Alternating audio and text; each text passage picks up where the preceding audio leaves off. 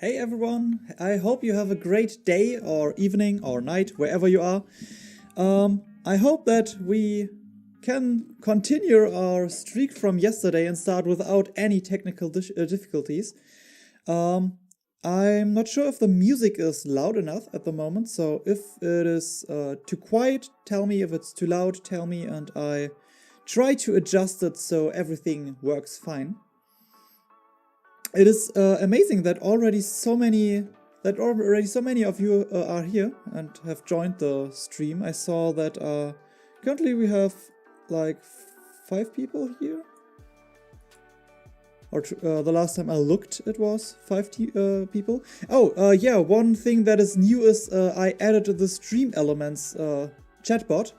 At the moment, it is not doing much, but it is telling me in the chat when somebody subscribed or tipped or donated something. And because yesterday we had 3 new subscribers and I only noticed one of them, and only after it happened.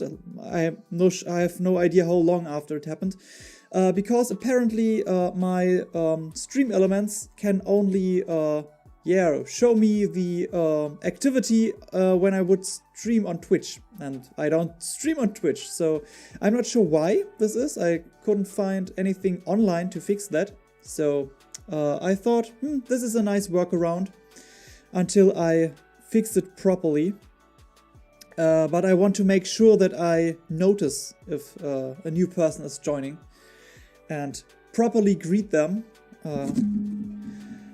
Yeah, today we will continue working. Whoop, I should stop hitting the microphone arm.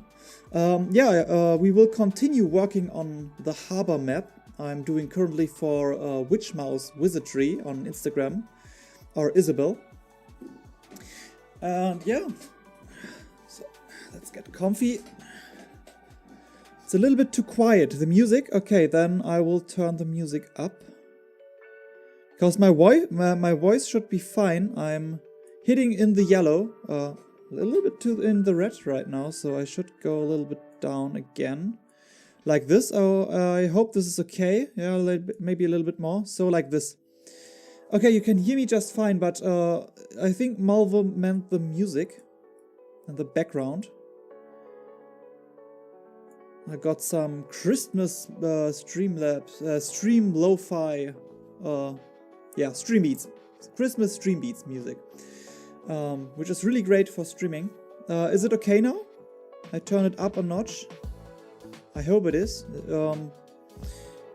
because I adjust the volume on my mic here, which is quite a little bit bad, because the little wheel is like if I change the volume, I also change if I hear the music on my right or my left ear, or on both, and I always have to fiddle a little bit to make it right. But if it's working now correctly and you can hear, this should be fine. I hope that Isabel will join us too. She wanted to join because it is her map. We scheduled this date so she could join and watch her custom map of a Mediterranean Middle Eastern harbor city. Oh, hey! Glad you're here. No problem that you're not late. I mean, the stream is running for 5 minutes, maybe. So definitely not late. I like to chat with you either way first before I start a little bit. Especially if already a lot of you showed up early. So I think we have all evening to work on the map. I mean, I would like to finish it today. I hope this will work out, because the last stream we talked a lot, and I still needed to figure out the rough idea, and this is always something that takes longest for me, the planning phase. So formulating the idea, but as soon as I have it pictured in my mind, and I have it like sketched on the slate, I can get going, and then usually it works pretty fine. With something that then takes a little bit longer is the fine adjustment. I like to make sure that every building, that all the trees and all the details are exactly where I want them to be. It is not so nice if you suddenly see a tree standing on the river because you forgot to move one of them. Okay, what has me and English today? Sorry. What have you all been up to today? I hope you had a productive day and that it was not too stressful at work. I'm so glad that I currently have vacation, so I don't have to work. Because it's getting quite cold here where I live. At the moment it's so spooky outside. I just went to the kitchen to get some water, and whoa, it is foggy outside. I can't really see across the street or down the street, and it is creepy. But I'm glad that I'm here in my little tavern, and we can even see the stars out there behind us. So it is quite nice here. So that's nice. Oh, hey Jinx! Glad you could join. Okay, off for 4 days. Is it related to the protest, or is it just because working at the moment is tricky? Oh, Chaos, you're at work, but it's quite enough. I'm glad to have something to look forward to. Aww.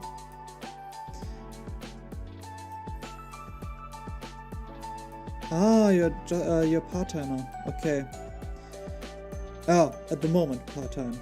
I guess because of the pandemic. It is quite interesting. Here in Germany now they are starting to think about a hard lockdown, and even some states are even implementing it right now. As I gather, I just saw some headlines, so I'm not quite sure what the ruling on what they are up to at the moment, but it could look like maybe over Christmas there will be a lockdown, and maybe maybe we will not be able to meet with small circles of people.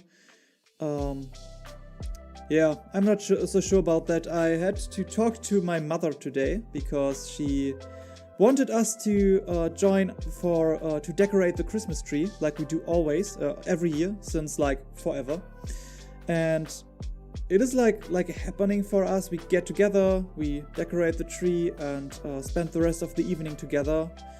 And she invited us this year, but I had to decline because I just didn't feel right at the moment meeting with my family. I mean, meeting for Christmas, it is planned in like a really small circle. Normally we meet with grandparents and our uncles, and now it's just my parents, my brother, and our wives, or his girlfriend and my wife.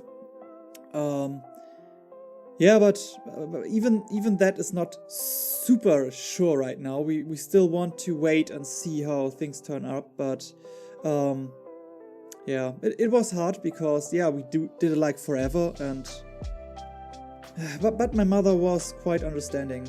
That made it easier for me. Corona plus school is pain. Oh, I can feel you. I mean, here in Germany, from what I've heard, it is not so bad in schools. There is not really much of transmission going on at school. But I also heard from a lot of people, especially in the higher grades, that they have to come to school, but the teacher isn't there because the teacher is sick, and they have to come to school to watch a movie, and they have to sit there, and they are not allowed to leave. And I mean, I get that small children need to be somewhere to so the parents can go to work and don't have to oh, thanks, and don't have to worry for their children. But like when the children are old enough, getting them to school just to watch a movie or to do like play with yourself is like, why? Why? There are so many better things. Give them some exercises and send them home.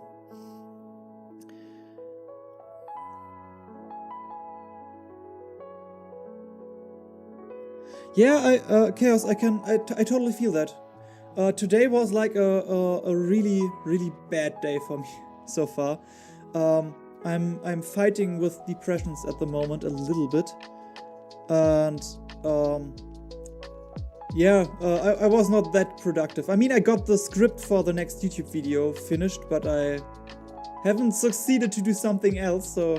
But the good thing is I always look forward to streaming, to seeing you in chat and chatting with you and working on some stuff with you together.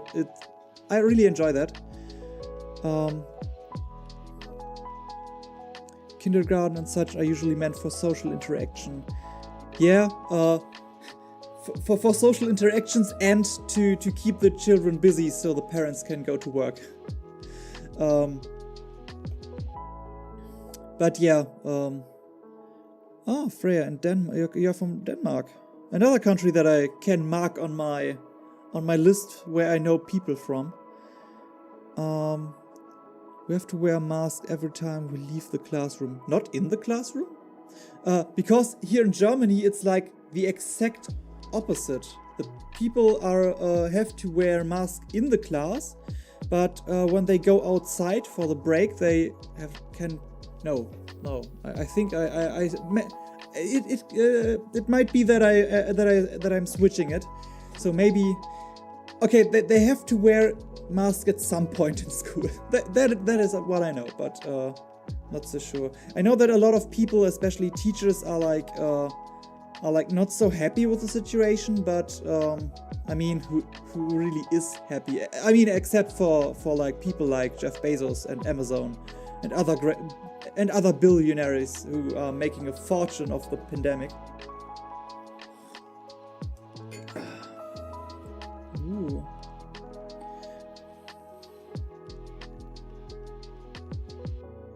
The teachers have to wear masks all the time.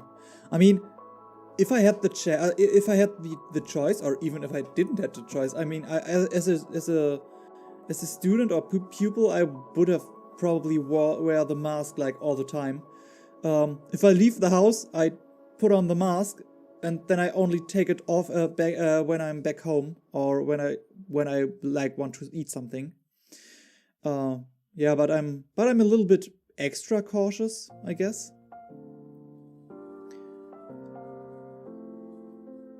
But that's quite interesting. Most of my colleagues and friends that work at the university or are studying think similar. They are really cautious. We haven't seen each other in like a long time.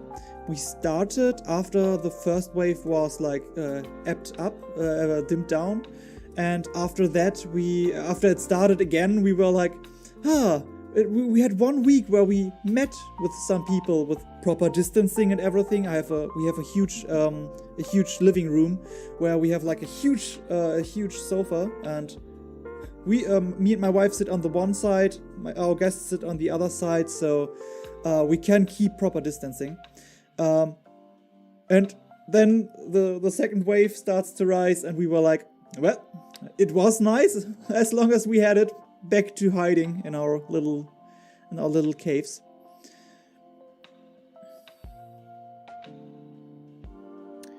Masks are required as long as you're in congregation of people and or in the streets. Yeah, that is.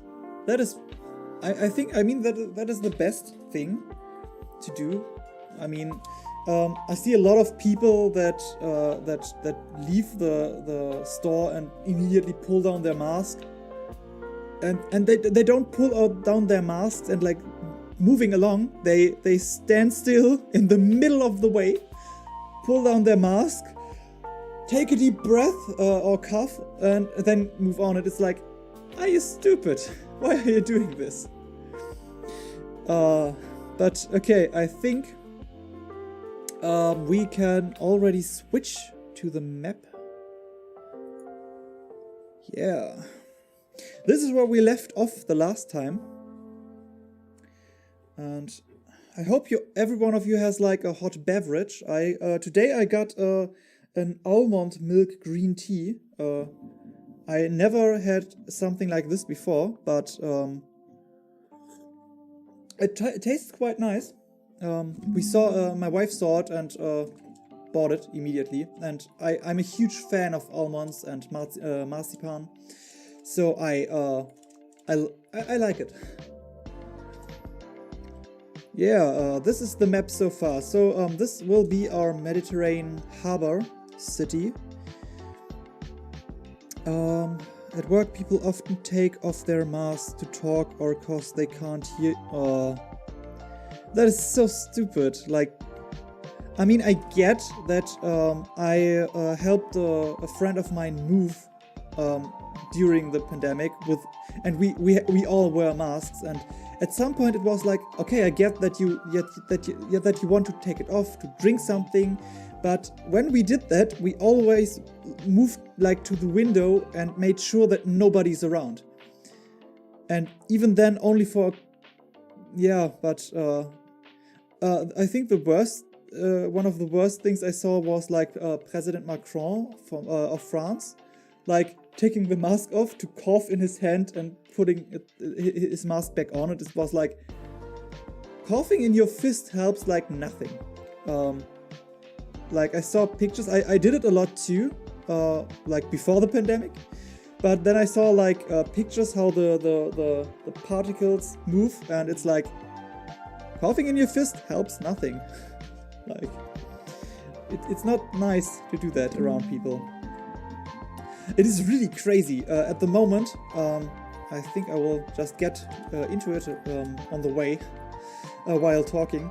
At the moment, it is like I oftentimes watch like old video clips from YouTubers or streamers or something like that. And something like, and then we got together and we hugged each other. And I'm like, why are they doing that? That is what? And then I look at the release date, and it was like, oh, this is from the before times. Yeah, I remember that back then when it was okay to just hug each other. I missed that a little bit, but it will go over at some point, I hope. Unless COVID-20 or COVID-21 gets released, or COVID-19 Pro, however they will call it. And I don't hope that this will happen. Do I want to make walls? No, I'm not sure if I want to I think walls are something like a little bit later. The river is... I think we finished the river so far. I mean, we wanted to make the dock area here. So I wanted to have a little hill area here, or like a little plateau or something like that. Something where we can put our temples. Denmark is pretty safe and good. That is good to hear. That is nice to hear. I mean, there are definitely safer places like New Zealand. I think they have figured it out. I think most parts of Europe are quite okay-ish. I mean, compared to the United States, everything is like looking good. Yeah, but I hope that they will figure something out when I mean, it doesn't look like the current administration will do something. I hope the next one will get it under control. I mean, it's not nice to see so many people die over there. I'm mostly when I use Twitter, most of the people are from the States, and on Instagram, interestingly, I have like a lot of followers on Instagram that are from the States, but most people that I interact with are from everywhere else, like Canada, Denmark, New Zealand, and like everywhere except like really few are from the United States, and I think that is quite funny because like over 90% of my following is from the United States. But yeah, so I hear a lot of horror stories of people losing loved ones, and hearing from nurses and doctors, and yeah, it is not nice. Do we want these cliffs? I don't, not this color at least. We can. I really like these cliff pack because we can create quite nice like cascades. Is it cascades?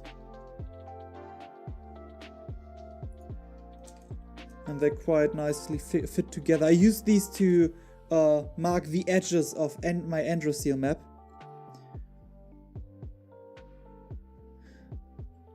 Yeah, I'm super stoked about that too. I have heard on Twitter from some people that they have to let people from their online D&D sessions let them go because they were like, oh no, I never wear mask in public. I don't believe in that shit. And luckily, I only know pretty responsible people so far. Interestingly enough, is that the least cautious people are like from my family, where I had like the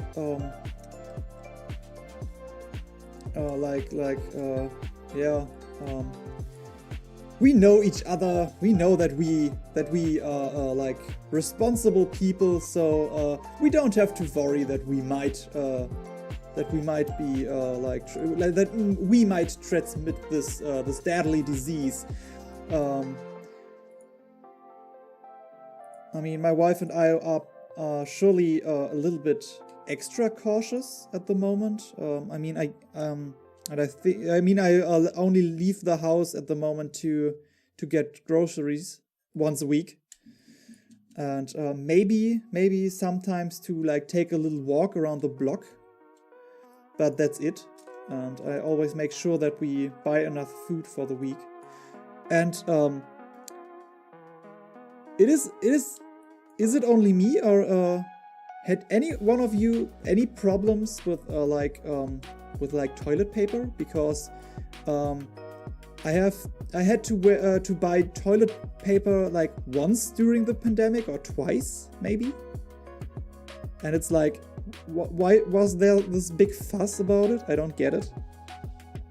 I mean, and it's not like, okay, during the first wave, the people were in shock and fear, and then in the news they heard, oh, everyone is buying it, so they had to buy it too. But then they should have seen that they didn't need that much toilet paper. But then the second wave hit, and all the toilet paper was gone again, and I have no clue why.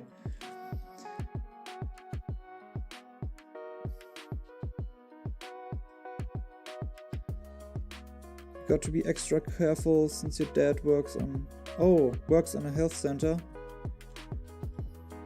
Then I hope he stays safe out there. Snibble. There's been a second run on toilet paper on the lockdown we had in November. Yes, same here in Germany. The numbers were rising again. And people were buying toilet paper again. Interestingly enough, they were like, okay, we buy toilet paper again because the pandemic. And I just got a WhatsApp message. I definitely have to make it that this is not always displayed on screen.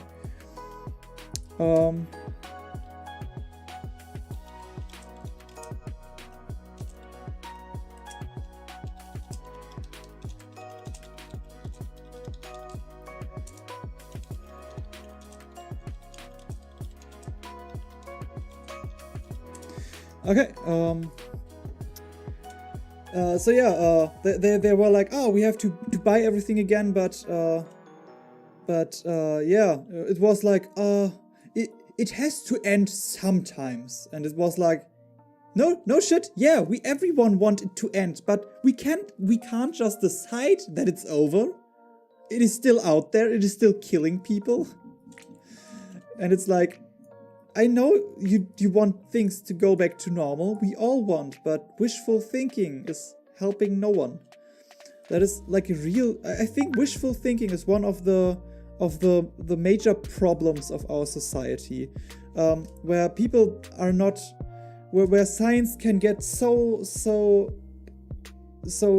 far from being understood for people that don't work with it. I mean, I studied physics, but if I talk to another physicist that works in a different field, I have like no clue what they're doing. I mean, I can work myself into it, I can try to understand the basics, but when they do a deep dive, I'm off.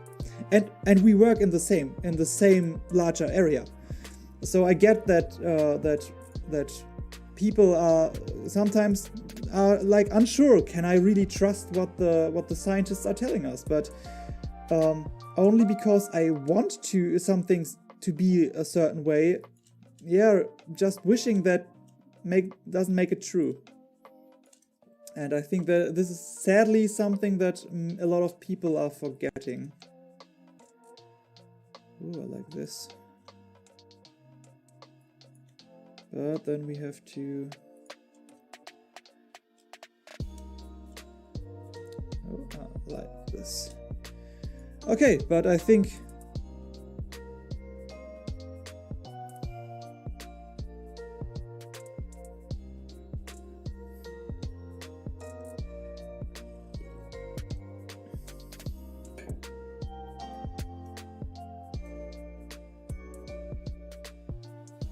Okay, I hope you will be back soon. I mean, why do I even say that if he's not here? Okay, I hope this will be large enough for like the lower level of the plateau. Maybe we should increase it a little bit. Titsy tiny bit. Crank it up a little. So that the path may maybe like the path is rarely, we can't, the path goes, like the main street goes up directly to the edge of the plateau, and then we can only see like the edges of the path.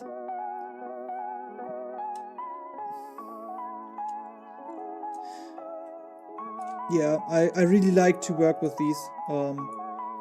It was hard because for me when I first switched to like legally usable assets for me, because I had a lot of cool cliff assets that I loved, like really amazing assets, and I'm still a little bit hurt, but I checked and they are not allowed for commercial purposes, and as far as I saw, there is no option to acquire a commercial license,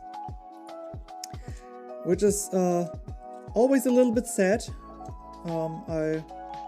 I'm definitely willing to spend some money on assets. This is especially something that I would love to do if yeah, everything is a little bit more running, if I get more Patreons and like that I reinvest the money. That is everything I have done so far. Every time someone gave me money to draw a map, I've put it back into the project, because I think I'm a huge fan of the philosophy that you have to spend money to make money, and I'm currently in the growing phase, so I'm quite happy to make investments, especially when it's for yeah, acquiring licenses and for acquiring the permissions of artists, or like get more like products, like the license for audio recording programs and for video editing software, or like new lighting so I can stream. I definitely want to get a new camera, because today I learned that yeah, all the arrangements that I did yesterday, I thought, and now everything is working, and next time I can stream, I can just leave everything as is and just stream again. No, I had to redo a lot of the adjustments with the program again, sadly. But I mean that's fine. Overall, it's not that bad. It has not taken that long.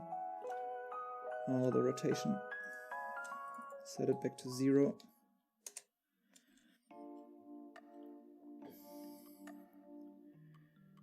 Okay. I think for the uppermost plateau, I want to have like two ways up. Ooh, and I definitely want to have this cave. Because you can always do great things with caves.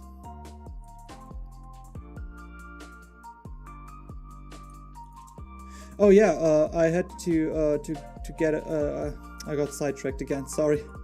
When I had to get rid of a lot of the assets that I used because there was no option to get a commercial license, or some asset makers have like commercial licenses where you pay like $10 every month, which is a little bit much because I'm not making that much money at the moment with map making.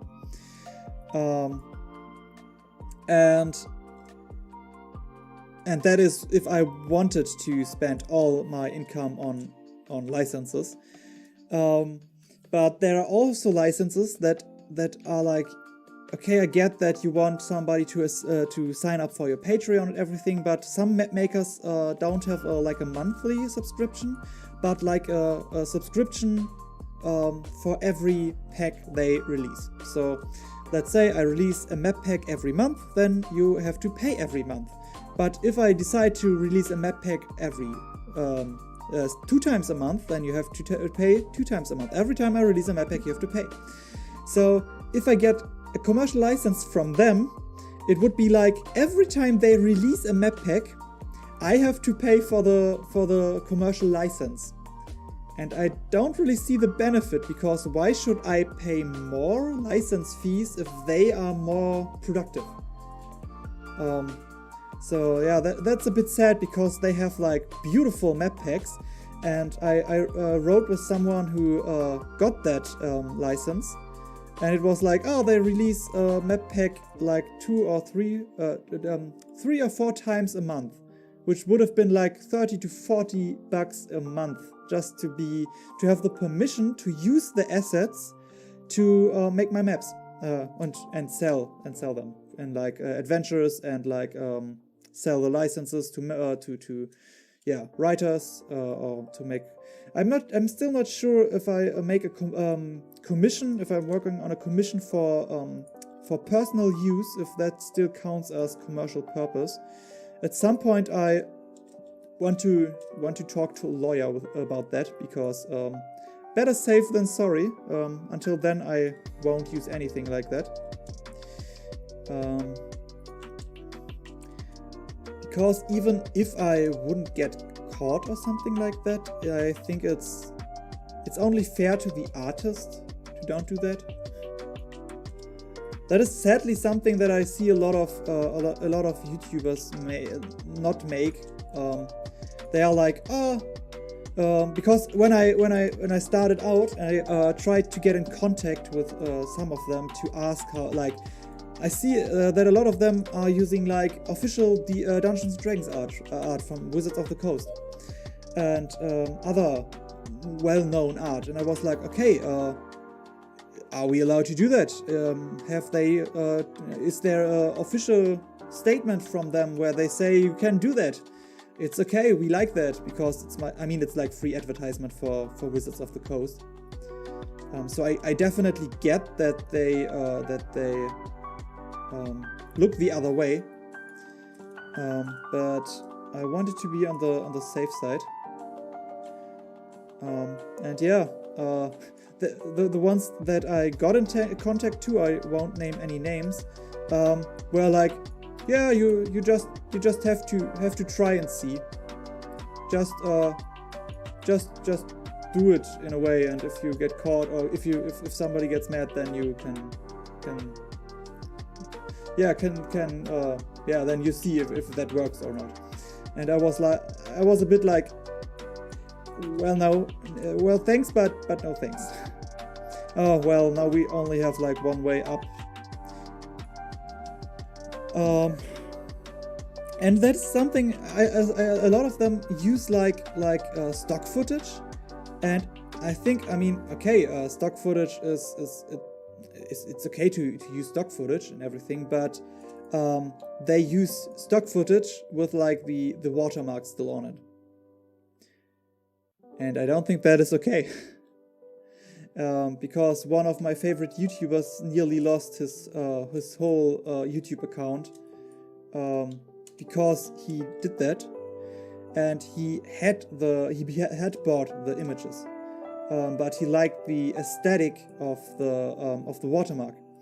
Luckily he had some well-known YouTube friends that could talk to YouTube and figure stuff out, so he got his channel back. But it was quite a shock. Now he uses his own watermarks, so he buys the pictures, the art, and then he puts on his own watermarks on it, which is quite nice. The aesthetic is cool. I get it that he wants to do that.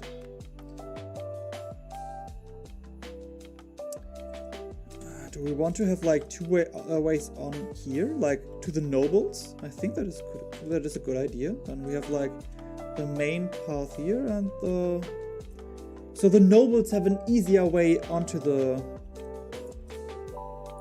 thing. And we just have to see how to make sure that it is no.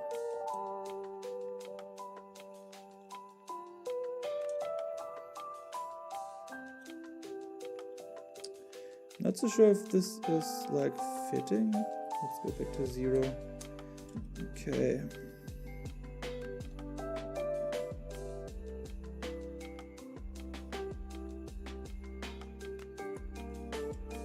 Something like this maybe. Then I will have to work with like the colors of the ground to make sure that it looks like a path up. It's always tricky if the thing is on the side. I mean, we could use trick 17. Trick 17 is always nice. We just put a building, like not this building, but like a tall building there, and just cover it up. And we don't need to make everything like super precise.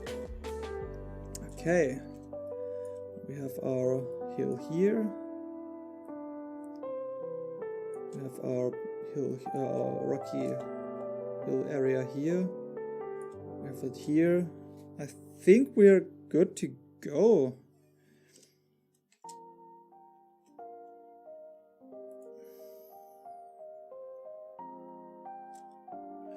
I hope they normally I try to only use one cliff pack. Now I'm using all 3 of them. Because the art styles are slightly different. So I hope that that they will look good in the end together.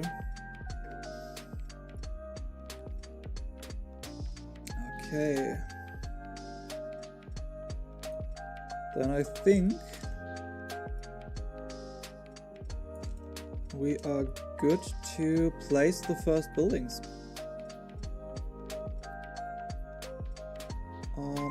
I think either we work on the hill first. Oh yeah, we definitely want to work on the hill first. Yep, giants equal speeches. That is right. Glad it made you laugh. It gives me a strange sense of joy that this makes people happy. Okay. Because before we really want to get going, at the moment there's a lot of color on the ground, that is just like we used that to mark things, and I want to make sure that we now have like get a little bit better feel for the area. So, and that is always good acquired for if we use like a little bit coloring that is more fitting.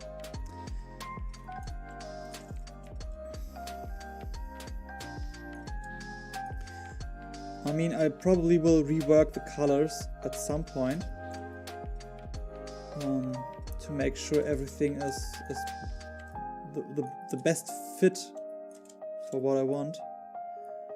But for now, do we want the darker on the upper side? No, we want to have like a lighter area on the top.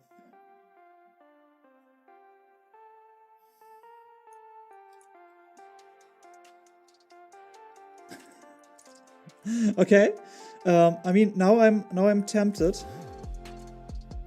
What I could do is place a giant and in post-production make them gray, totally gray, so they look like statues. So you could have the statue of a giant.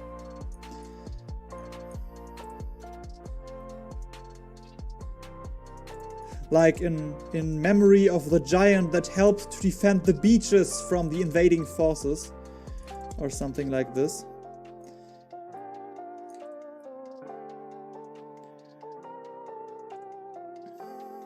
This is always the part where I wish I could use like, or I would use a tablet or something like that to draw the details in, because doing it with like the mouse cursor is it's sometimes a little bit tedious.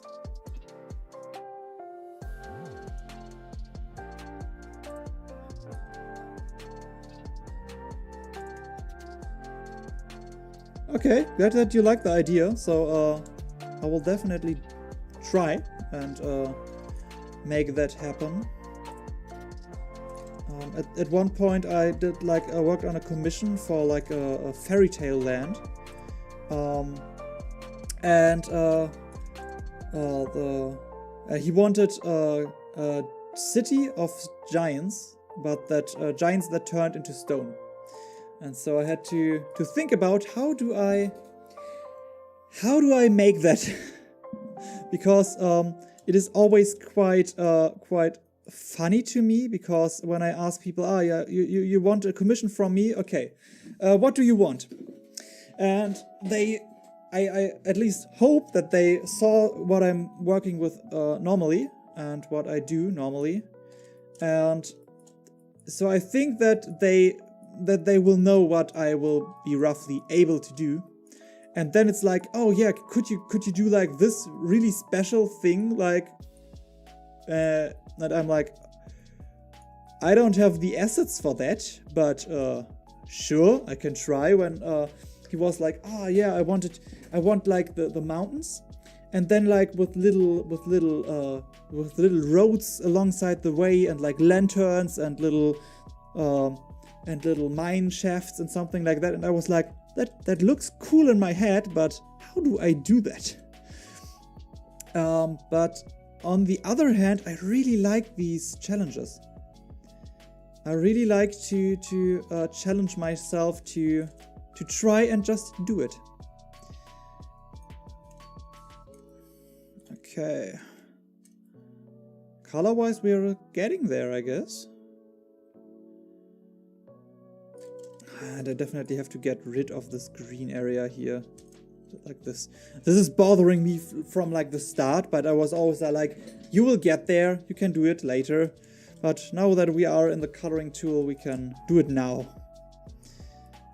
Okay. Let's see. Do we want a color like this for the... Yeah, I think this is a nice base color.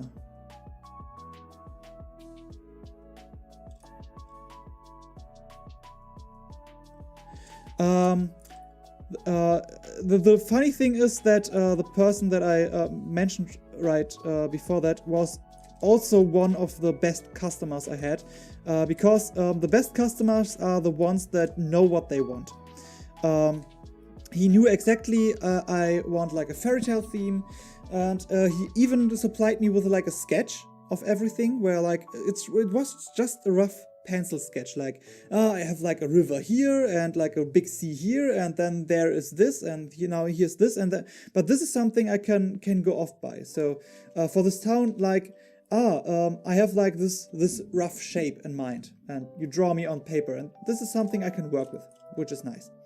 I mean, it's totally fine if you tell me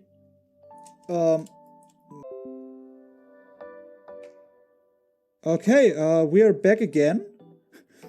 I have no idea what happened. My OBS just told me we lost the connection, and a few seconds later we're back.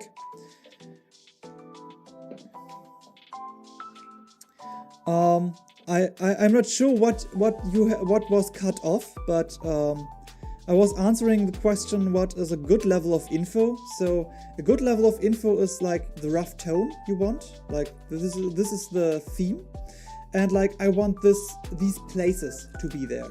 But if you start with and then I want this tower that looks like this, and has like three like a 6-pointed star on the top of it, and with a huge glowing eye, then it gets in the territory of maybe I'm the wrong artist for that, because I work with assets. The one of the benefits of that is that I can work rather quickly.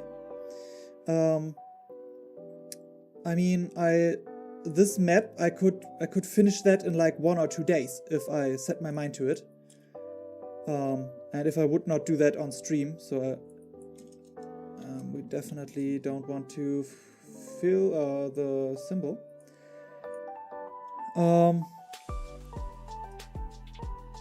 Yeah, probably. And Chaos, no, normally they are not. They're so far it was not like they wanted to have super realistic things. But sometimes I think they forget what I'm as an asset artist are capable of.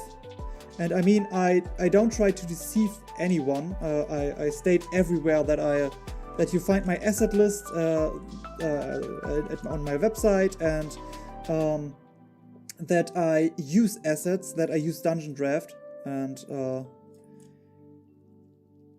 but sometimes I think that people don't really know what they want themselves, and then they just start talking. So another great thing that you can do is have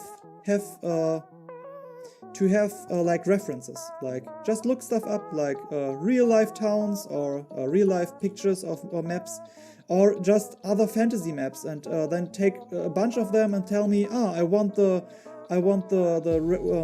structure and the rough outline of this city, but I would like it more in a Mediterranean style, something like this.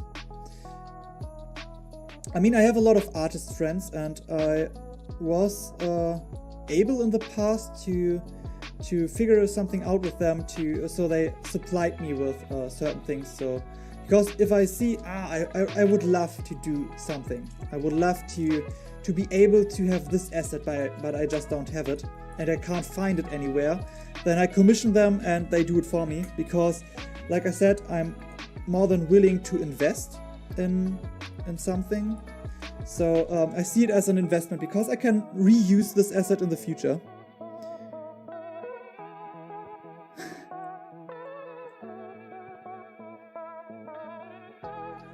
You've start commissions soon. That is cool.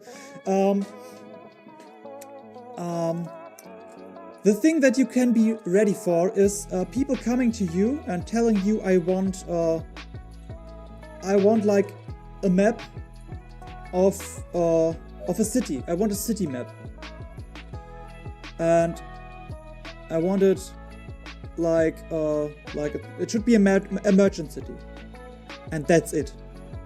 And then you have to like drag every piece of information out of them. How big should the map be? What details are there? Any special locations that you want to have included? And Yeah, but at least the kind of customers that I had so far were like they were like, oh yeah, just do that and this and then improvise and this will be fine. And I was like, please just give me like directions or tell me what you want. But in the end, they were like, yeah, it worked out fine. It looks exactly like I wanted, and I'm like really glad that this works out so fine. But I have like friends of mine that do like character art commissions, and they sometimes can tell me horror stories of people that were like ah yeah, I need that, but I don't have that much money.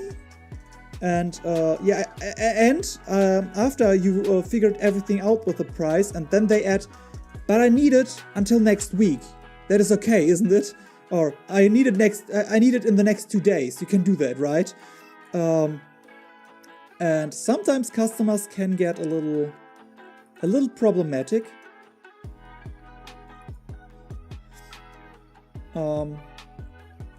I hope the connection issues are gone, so like everything is working out right now. Because I can't see where the problem is. The CPU is not... everything looks fine there. Maybe a spike in the internet connection or something like that. Okay.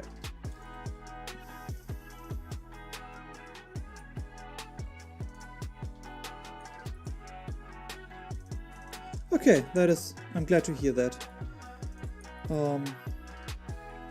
Yeah, but so far I had like quite good experiences with customers. If I got one, got some.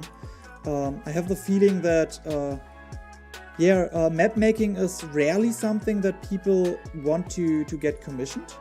But a lot of map makers that I saw don't really work on commission, but they work like Patreon wise, that they have like that they release map packs every now and then, and people subscribe for that. The problem with that is that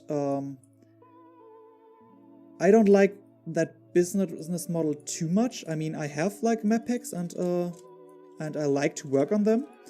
But they release like huge map packs with like a lot more maps than I have. And I mean, most of them are like traditional artists, so yeah, that's fine at all. But the problem is for me that if I would like calculate the price that I would take for a commission for like every map that I do in a map pack. And if I do that, then I quickly get to a price where I need like 100, at least 100 Patreons of the Traveler tier, so of the €3 tier, to get in what I would get to when I calculate the price for like a commission. And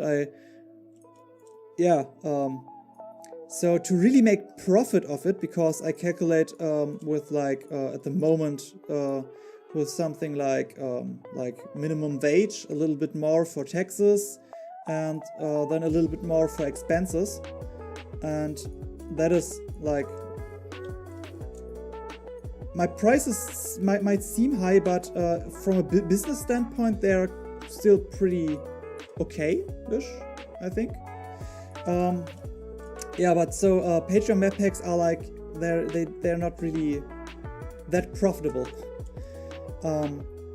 But this is something that I play the long run game with, and it's nice content for my streams. Which color have we used here? Was it that one? No, that is two. Yeah, it was this one here.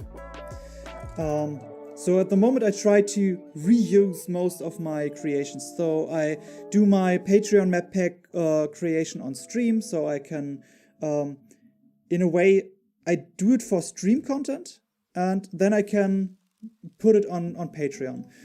And a lot of my maps that I create for Instagram, I put on my Patreon on my lowest tier, because I don't really like to just have like a low tier that is like, you can support me and you get nothing. Because I'm a huge fan of creating something of value for people, so they get something for what they sign up.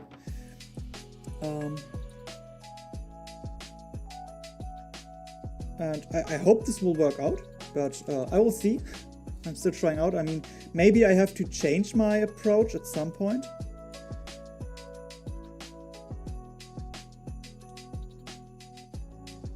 Oh, that is good to hear. I mean, you are at the moment my most important Patreon. Not because I don't like the others, but because the others have signed up for, like, you get all my Instagram maps in a good resolution, and that is exactly what I deliver.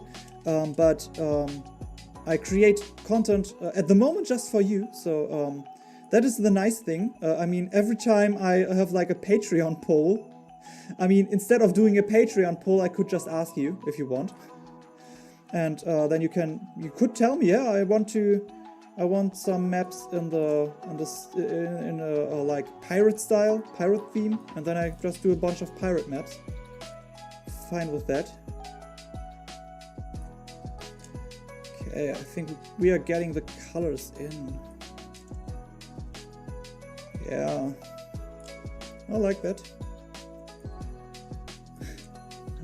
Oh, that's glad that I can give you that feeling, because it definitely was a huge boost of morale for me to see that someone signed up as a Patreon, and seeing that it was you, it was cool. It was cool, definitely. Okay. Oh, the beach is up here. Don't want to forget them. And you know, I currently do a lot of research on how to do stuff. Like, how do I improve my webcam, my camera quality? Can I improve my audio quality? How do I breathe? Like, figuratively, and stuff like. How do I want to approach things? Because it is important to have like a rough plan. I mean, I don't want to, like, just in theory have like, oh, I got overnight like all the subscribers I needed, and now I have a lot of money because I suddenly can monetize my stuff. What do I do now with that? And I want to have like a rough roadmap planned out. So I'm watching a lot of people, a lot of YouTubers that have done it already, and try to get like a good sense of how to do things, because I like to use more than one source, because using only one source leads to a biased opinion, because never trust a person that tells you, I have done it and this is how, because they will never tell you exactly what happened, because they don't even know. It's not like that they want you harm. They maybe want to really help you, but maybe they forget to tell you that they were really lucky that they met the right person that could produce them something for them, or that could like introduce them to the right person, and all the good stuff. Because for every person that is out there that succeeded using a method, there are more people that have failed. So listening to multiple people telling you their story and giving you advice, especially if it's not just people, I did it and this is how, but people that are like, there are people that make a living of telling people how to grow stuff, and they have like good references where their tips succeeded already. So this is always nice to listen to them.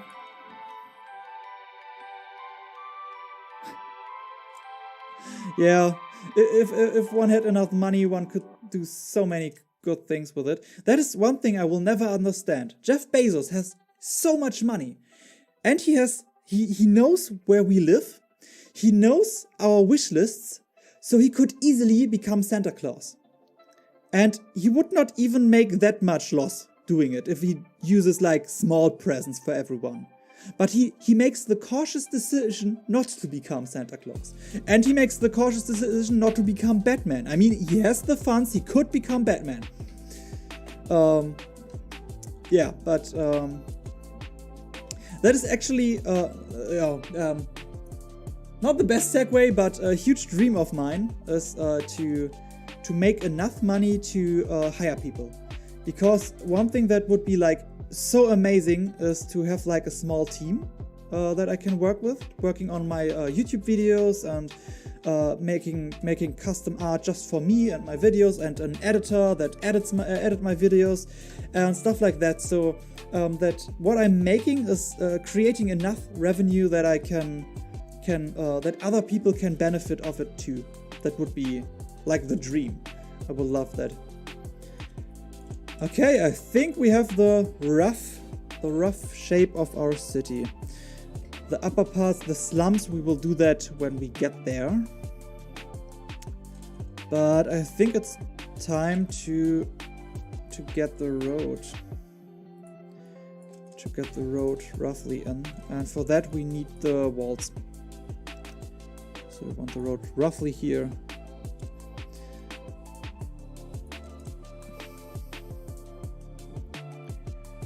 Okay. The bad thing about the walls is that once you place them, you have not so much control over them anymore.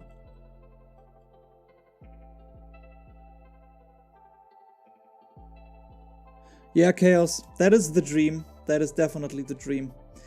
And I would currently I'm trying to make that a reality for me.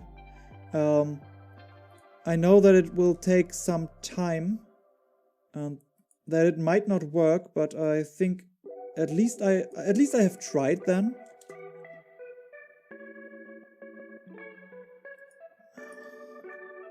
I think these walls are too... No, I think I like the other ones more. Yeah, but because I think I could make it work. I just have to figure out a way how, and have to get a job first to finance it. But I think I mean, otherwise I would not try to do it.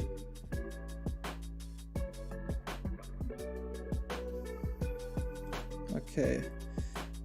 We will place these towers at the edges of the wall. So like we have the gate here. We have like the tower sitting on top of this thing. We have a tower sitting on top here. Oh, we will have to work the layers a little bit. Then we have like this thing here. One wall there. Then we have a tower here. We have a tower here. And then we will see we have some towers here. Something like this, and then we will place like towers on top of this thing.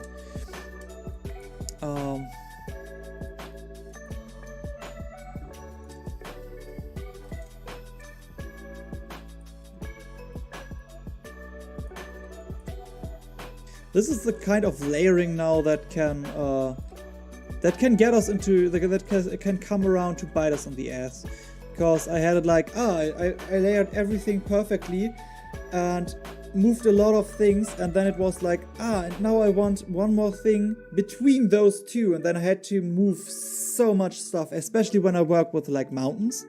It is especially bad because they all overlap each other, so if you move one in a layer up, you have to move everything a layer up. And before you know it, you have moved to a whole mountain range. Okay. Oh, I hate a little bit that. Oh no, I forgot that we have these in color. So let's place these here too. We can delete the old ones after that. This, and yeah. Yeah, that is the nice thing about working with assets. once you start placing them and start arranging them, it tends to start looking good quite fast, because the assets usually look good already, because the artists know what the artists know what they are doing. Yes. The program stuttered for a moment, and I was a little bit afraid that it will crash.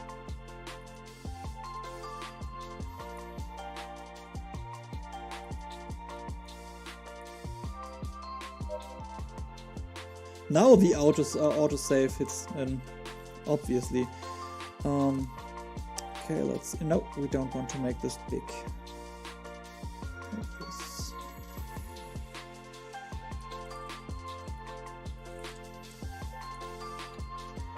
When we edit, we can. That is something that is, I think, missing in my mind, at least, in this asset pack. Because I would love to be able to have a gate, a proper gate, city gate, and there is just no asset pack, asset for that. What I did sometimes in the past is I used the bridges to layer them on top of towers to create something that resembles a gate, but yeah, the easiest way to create something that is looking good is to... this is what I meant. Now we had to move them all, so it's easiest to move these ones back, so we don't have to worry about all the walls. And now this is the tricky part, because we have to make sure that everything is fitting fine. That is why I normally work from one end and then try to work my way around. But when I have like obstacles in the middle of it, like the river, then I can't do that. Then I have to sometimes work from place to place. This.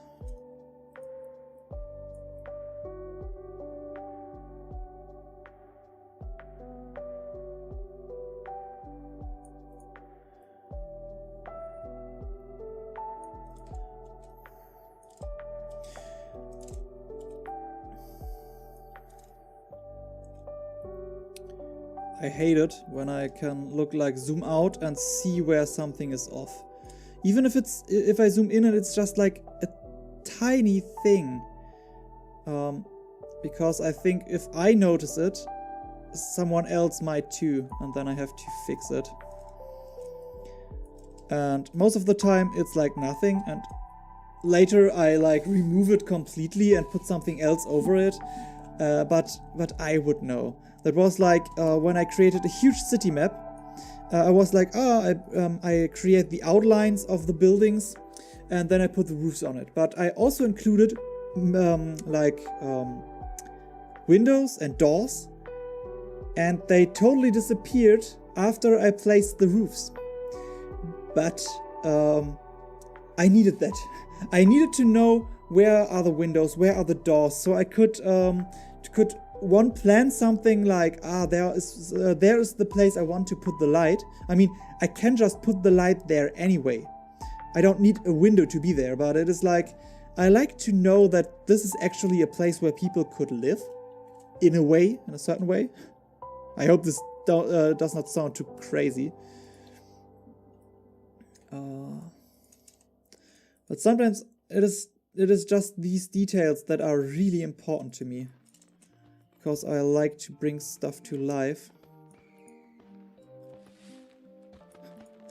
A little bit unrelated question. How many of you have you all played Clue? Because I looked up some of the character names, because I may or may not need them for the next video. And I played Clue a lot with my family when I was younger, and I loved it. And I played a lot like the there is like a computer version, a game version of it, and I played a lot of it. And yeah, so I wanted to make sure I use the English names of the character. And I was quite shocked when I saw the names of them, because it was like, huh, in Germany they had like just random names. And in the original version, they were all named after the colors they had. And it was like, this makes total sense. But all the names are wrong. Clue. I mean, I think it's Clue in English. It's Cluedo in Germany. I'm not sure why they changed the name. Yeah, exactly, Clue. Played that a lot when I was younger. It's one of these games where a lot of random, where not everything is just random. There's still a lot of randomness in the game, but I mean, you can plan out your moves. You have to think about the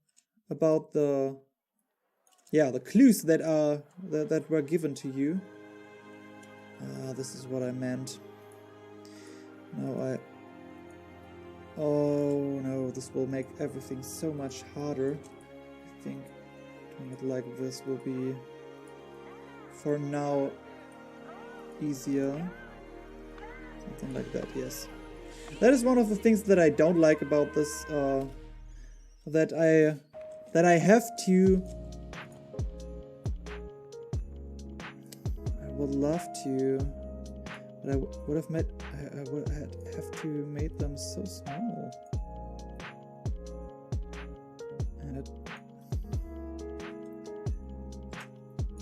but I think it is worth it, because I can make the... Does it still look like... Why is it... I mean, it could have been so nice that I just put that here and then it looks like this is the entrance, but then it's not fitting down here. Or I just leave everything as is. Not enough steps back.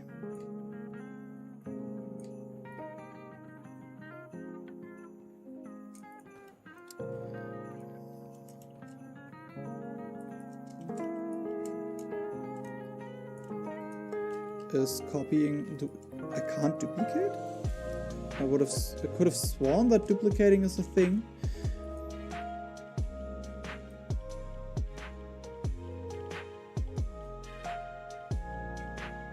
Oh, it's Cluedo in England too. Yeah, in Germany it's Cluedo too. But in Germany it's like Oberst von Gato and name like Fräulein Ming. And in like the English version that I found, it was like Colonel Mustard, because he has the color yellow, and it makes so much sense. Or the Velvet Lady, and it's for red, and it makes sense in a way. And not in a way, it just makes sense. But I'm so used to the German names that it is quite confusing to see these names.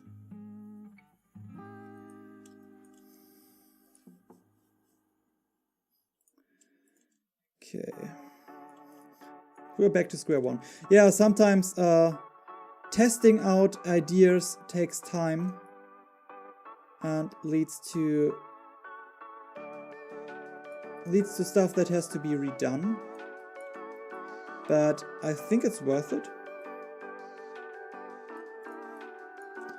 I think it's definitely worth it, because yeah, it might be that this idea is cool and it just works. Okay, we want definitely another gate here, but I have totally missed that. I think we need a second. Like I think that two main gates to the city are fine, especially with the harbors and everything. I mean, we have like big gates. Big gates.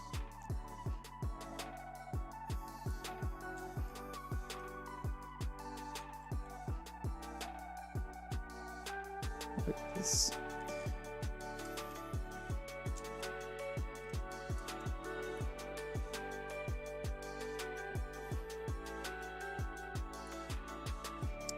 No, they are not.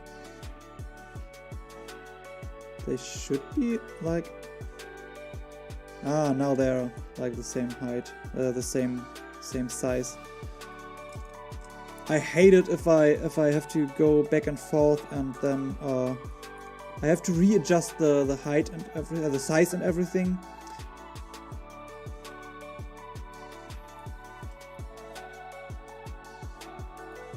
I mean, at least it's pretty straightforward plug and play with these.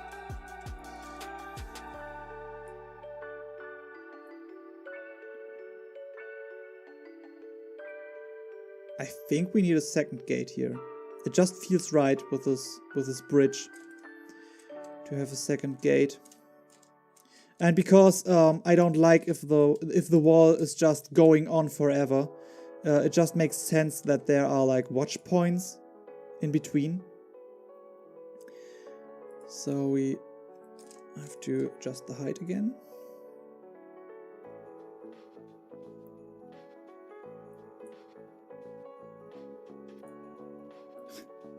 Love it when this happens.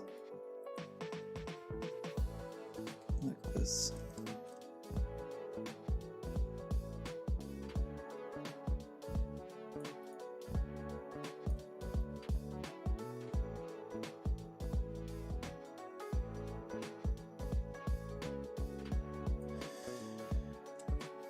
We have to see. Maybe if we draw in the path, then it gets a little bit more clear that there is a passageway between those towers.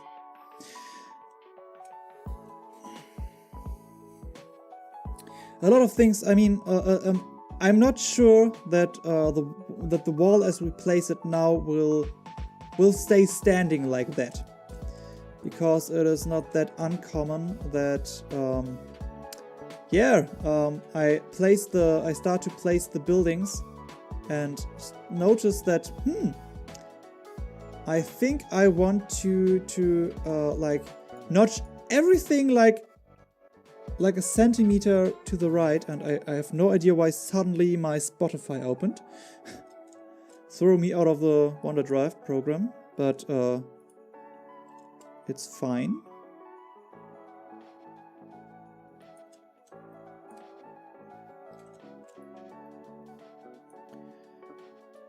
I guess I will added some doors into the towers, or some openings more than doors.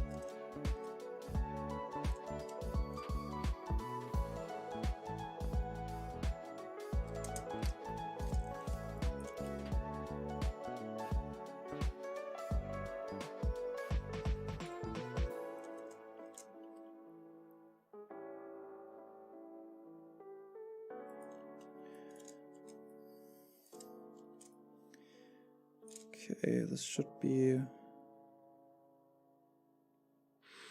fine.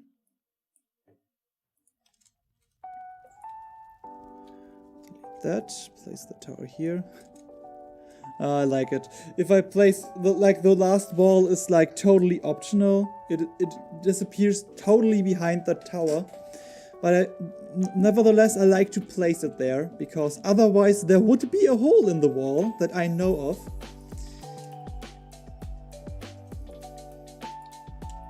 It's like I'm really building this town, and I have to make sure that invaders from outside are not easily able to just run into it.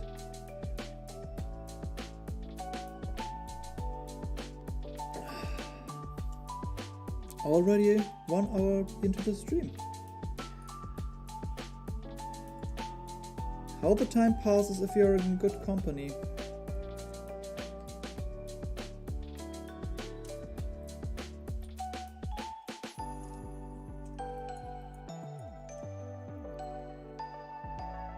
Oh no. Oh no!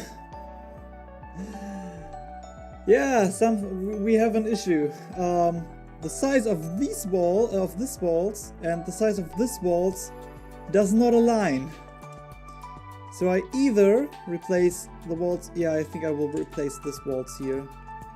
So we have bigger walls. We want to keep the giants out, the bad giants, not the good ones that defend our beaches.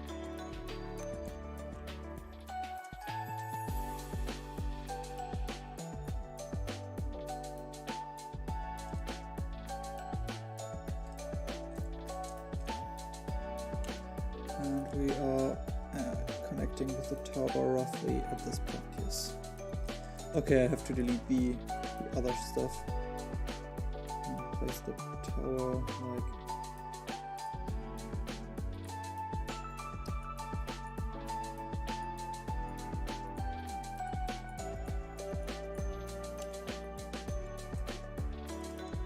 Oh, okay. Yeah, I have no reason why, but I obviously knew that because it's the 6th mapmaker sense.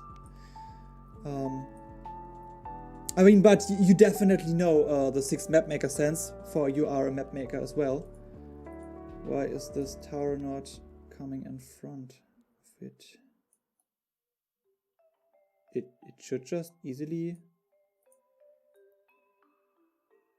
Now it's like... Make this...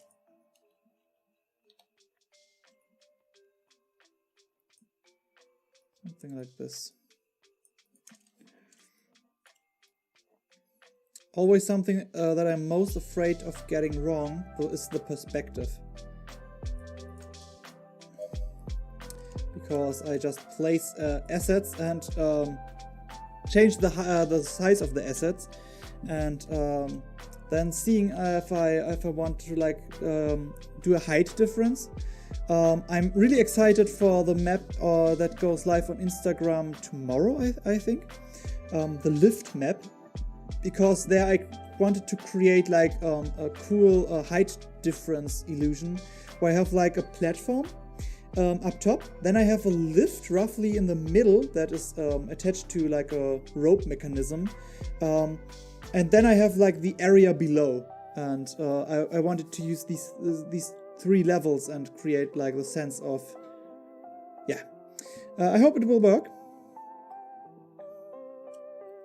Giants in War on the South as a thing that they find random info on too many times by accident, and now they think it's important and it wasn't meant to be, but might have to know.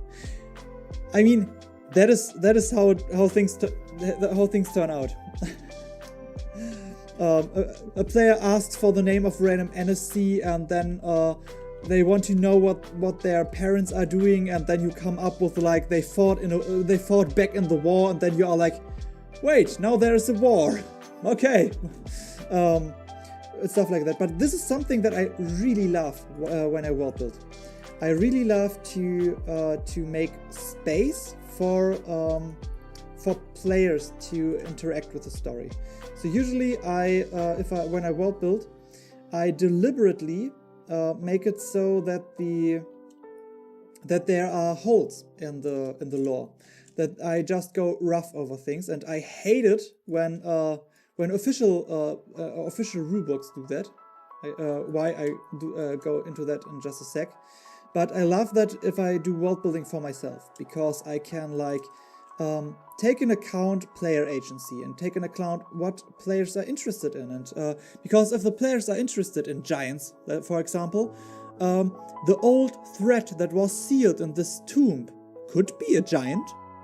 I mean, originally I wanted to make it a red dragon, but the players are so fixated on giants and found clues that they are thought it has to be giant, so why not give them what they wanted? Because if I then say, it was a red dragon all along, then they think, okay, yeah, I haven't thought that this would happen, and you surprise them in a way, but all the undeliberate foreshadowing that you did, or not did, that they found, and that they thought was foreshadowing, just goes poof. and I like if it works. If it doesn't go poof, but the players are there and are like, yes, we saw this coming. We knew it all along. Okay, I definitely have to move that over here a little bit. And I hate it when official sourcebooks do that, because they don't just do that so, yeah, we leave this open so you can decide, but, yeah, we leave that open and tease some things, and then later, when we release another source book or another module or adventure, we tell you what it was, what it will be. And it is like, I already played there. I already thought about something that I wanted to place there. And now the whole plot of this module is based on a totally opposite thing. Thank you. I mean, you could have mentioned that in the source book for this place. That would have helped a lot. That is something that I don't really enjoy too much. Well, that is indeed something that I'm not so sure how I should handle it. Because if I want to place a lot of world building onto my website, and I want to share some with my Patreons, or with my Patreon at the moment. And at the moment it is like, okay, I have like a lot of the stuff, but a lot of the stuff is meant to be consumed by my players, so that my players can get a sense of what is going on. So if I have a player that is really interested, that wants to play a character that is really interested in history, I can send them my world building articles, and they can read them, and they have the knowledge that their character has. And this is cool, because then they can play their characters even better, if they want to. The problem is, I can't just write, yeah, and it's definitely like this. Because in that moment, A, I make a decision for all my future campaigns, and B, I kind of spoil something. If I tell the people, yeah, there's definitely 100% sure a giant in this prison. Yeah, then it's like, okay, why do they even want to go there anymore? But if there are DMs out there that are interested in like, I want to know how world building is done, because I make world building videos, so probably there will be some people that are interested in how I do things for my settings and how I world build. Then they will be disappointed, like I am, if when I read like official source books, and it is just vague, and I know that there will be something more definite, but yeah. And I still have to find a good way to work around that, because I mean, I could just create a like dungeon master version of the articles, and like player version, but I'm not so sure if this is the best possible option. I mean, on the other hand, I could just say, okay, I put all the hidden secret dungeon master information on a hidden site for my world building, and then just share the links share that with my Patreons, and not with everyone. Oh no, I hate that. The walls do not align on all sides the same with the tower. I know why I normally use these towers here, but I thought that these towers look a little bit more trading city, a little bit more... We have the money. We have the money to put gold and bling on our towers. So yeah, we might have to play a little bit around with the towers and the walls to make everything fit nice. And we could just increase the tower size here, because one thing is that tells us to increase the tower size is that we want to create the feeling of perspective. Like I said on the last stream where we worked on the map with the river, I have made the like assets for the cliffs here a little bit larger on the forefront and a little bit smaller on the back end to create a little bit perspective, so it tilts a little bit. So we could try to create something similar with the walls to stay consistent.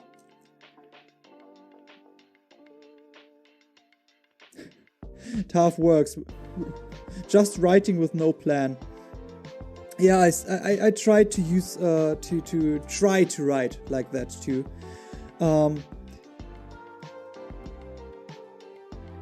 Oh, I forgot to. I overlooked. This is why I took better notes as a DM. Would be a good idea. Yes, yes. I always tell that to myself as well. Take more notes. I take so many notes as a player and forget as a DM. Yes. Yeah.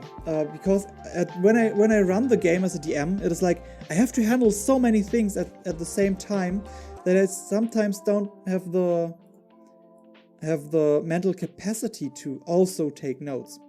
The good thing on that end is that my wife, that is one of my players, is like huge in taking notes, and so I can just borrow hers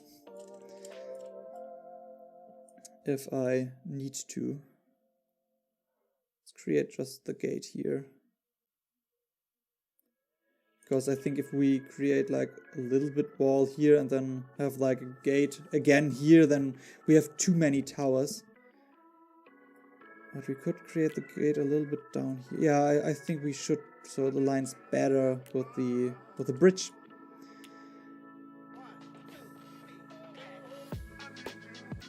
What I really like to do is, if I run a game, I know exactly where we start. This is usually not the most spectacular place, even if we start like in the middle of an adventure, in the middle of battle, and we start with a roll for initiative and everything goes south. Because I think starting with combat is I like that.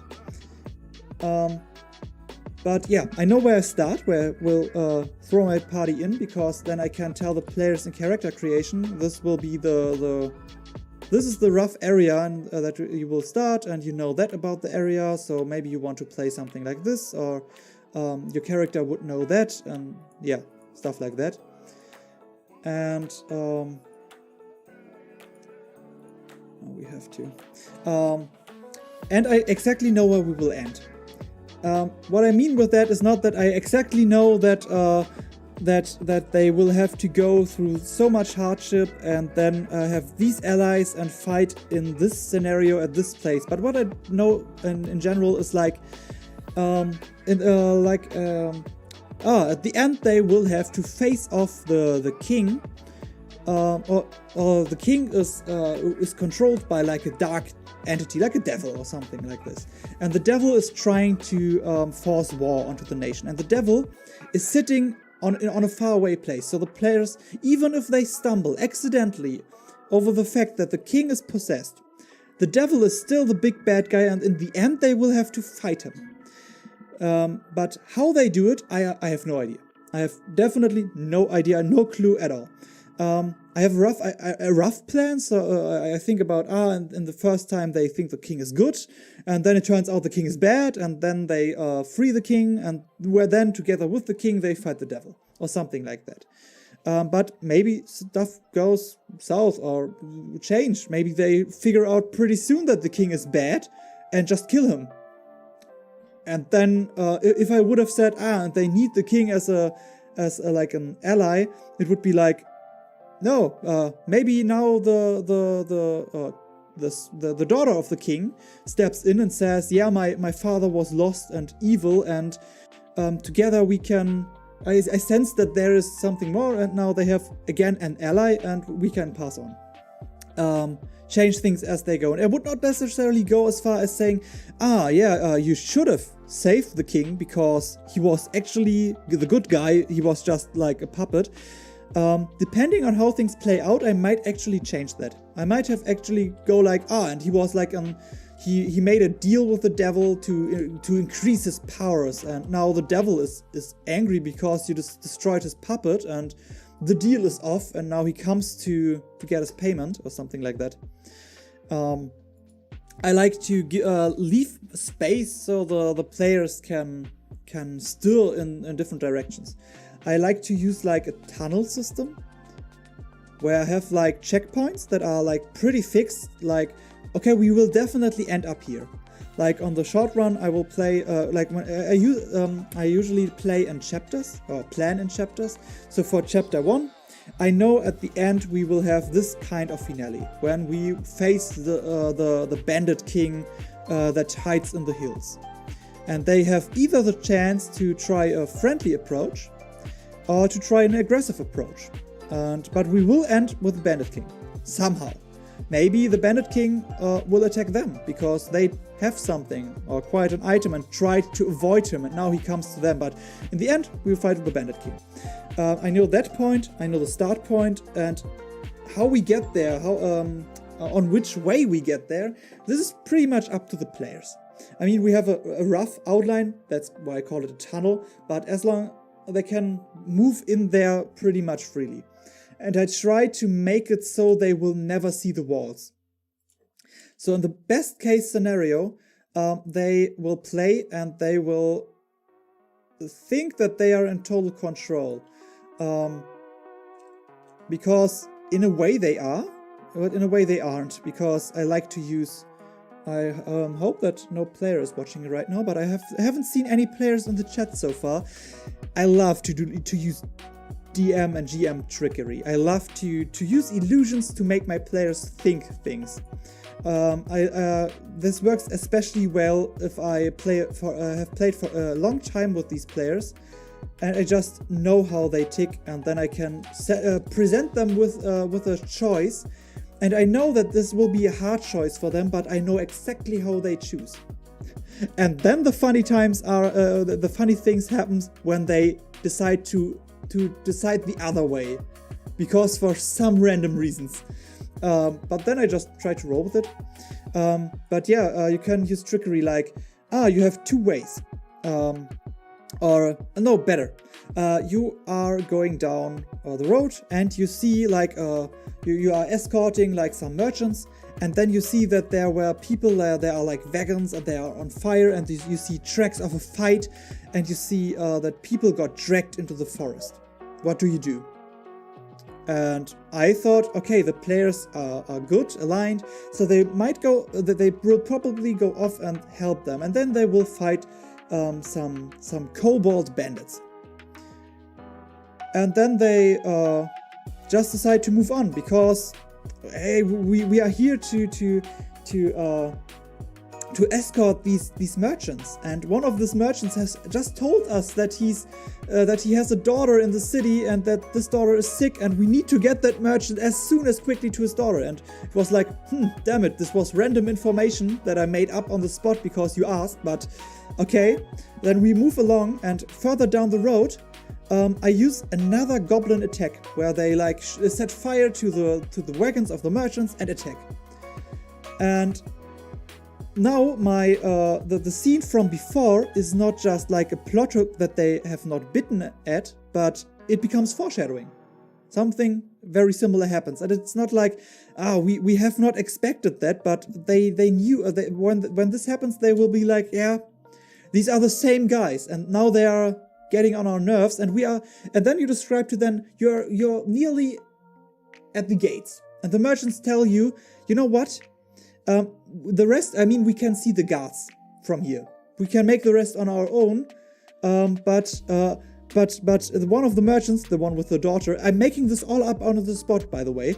The one with the daughter is like, oh no, the medicine that I was supposed to bring for my daughter, the kobolds stole it.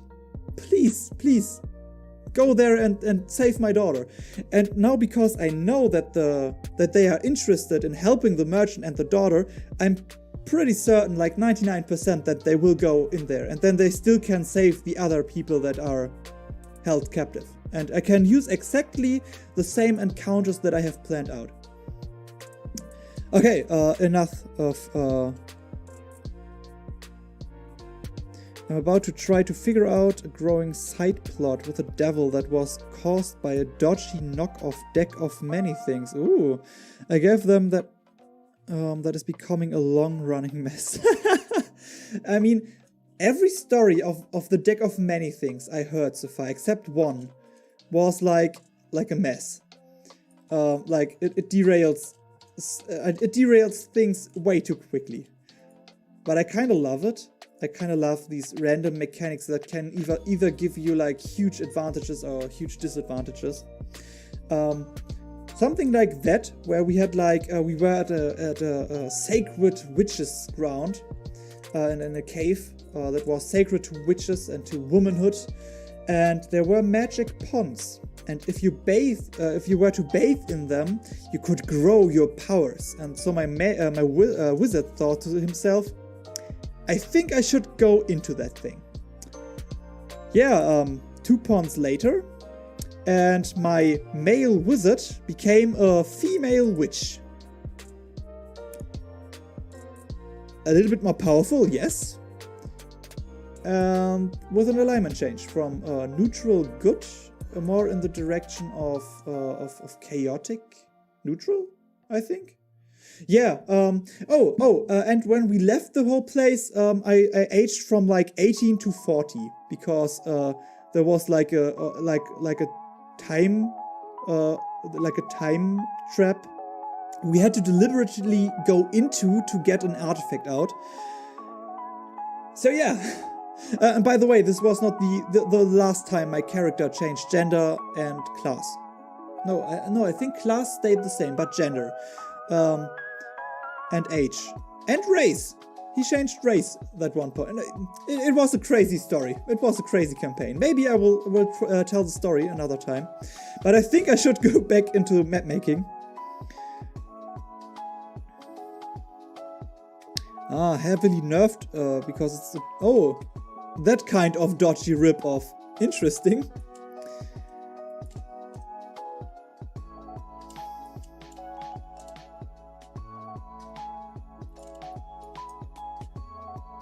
I will just move everything to the front once I placed it.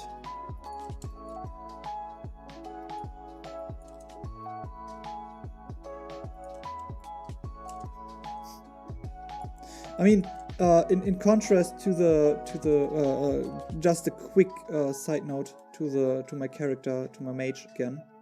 In contrast to the dwarven fighter, I've came out pretty good because he changed from a dwarf to a goat. At some point, he was a full-fledged goat. Like a goat that was still able to wield weapons, like in his mouth, and wield shields and move around really quick. But later he became like a dwartür. We called it Zwertür because dwarf is Zwerg in English, in German, not in English. So yeah, he became like a combination of dwarf and satyr. Where like his normal dwarven beard was a little bit more like fluffy at the end, like goatee on a goatee on his dwarven beard.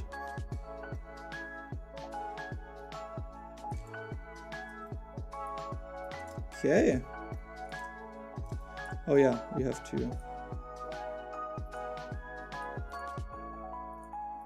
move that, and then we need to put that here, and then we need to put that here, and oh, everything is... not everything is fine.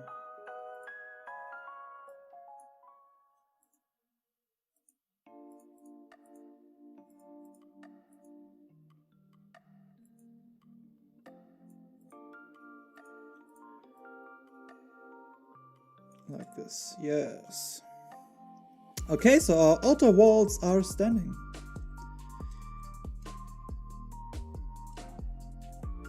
I was just imagining things.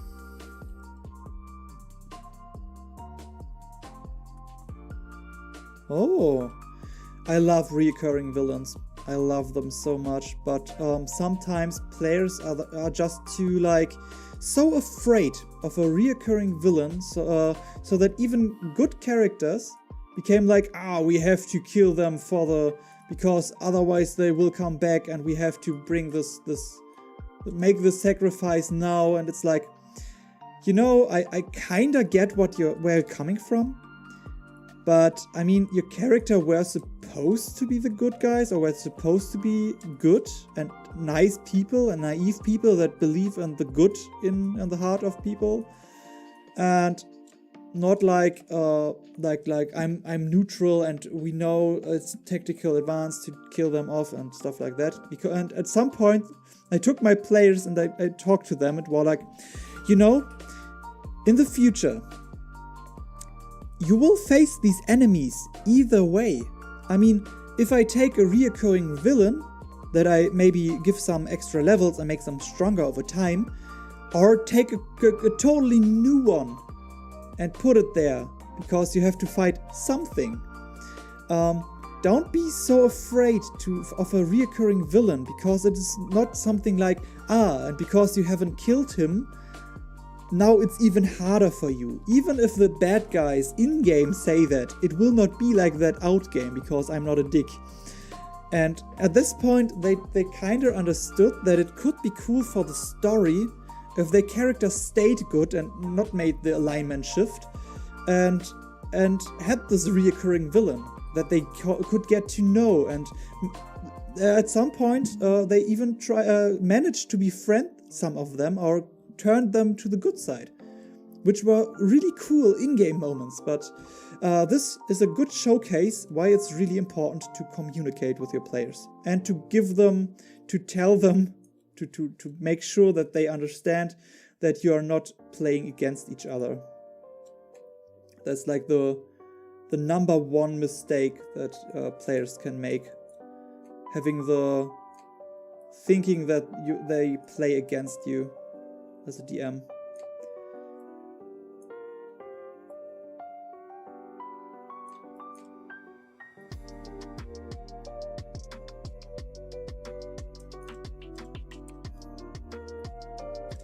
Okay, maybe, just maybe, I will create like a little area here where we have like a little bit elongated walls, like me pointing at the screen again. I thought I have learned it by now, but I didn't. So like, let me paint in red really quick.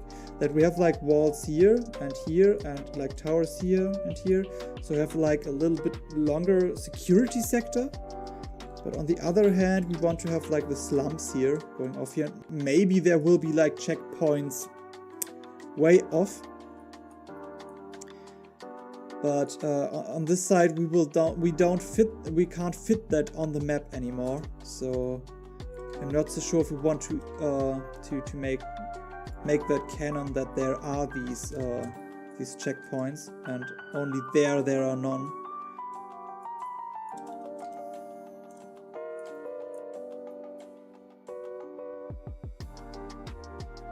There's like around here.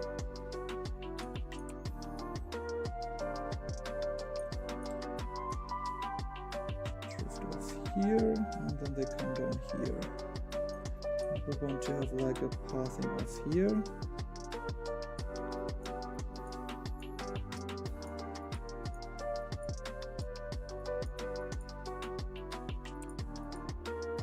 Like this, and then we have something like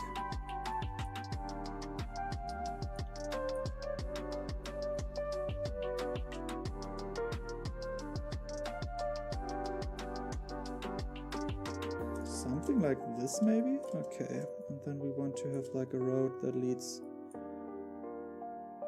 down here. Then a road that leads down here to that. And then we want to have like a crossroad here, a small one.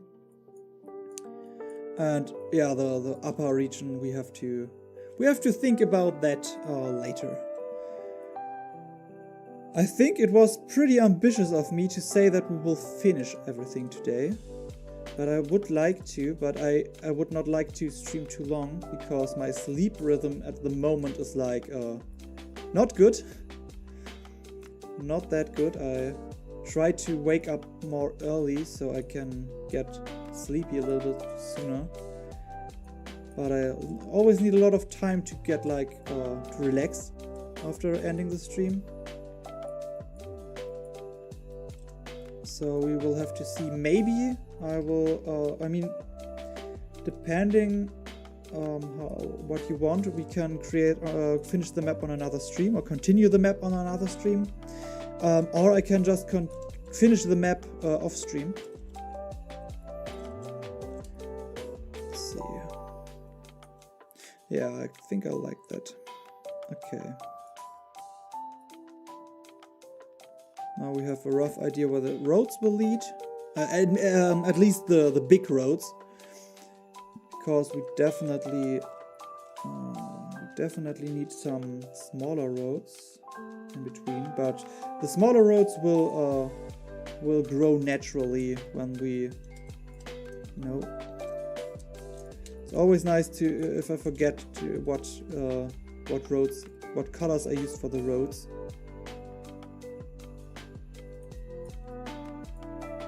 Something like this.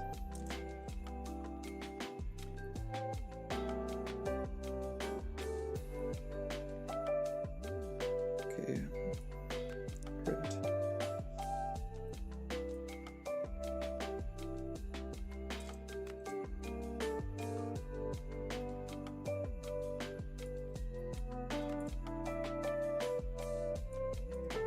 Something like this. Roughly mapping out the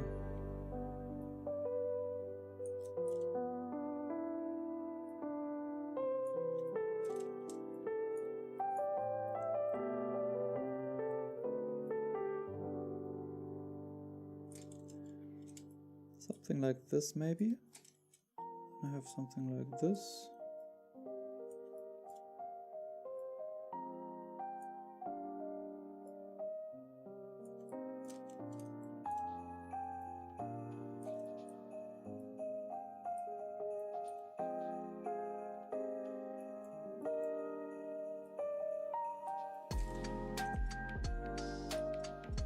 I think I like this so far. Yeah, smaller roads we will have to see how they grow. Let's save. Okay, I will take a quick bathroom break and maybe see if I get another cup of hot tea or something like that.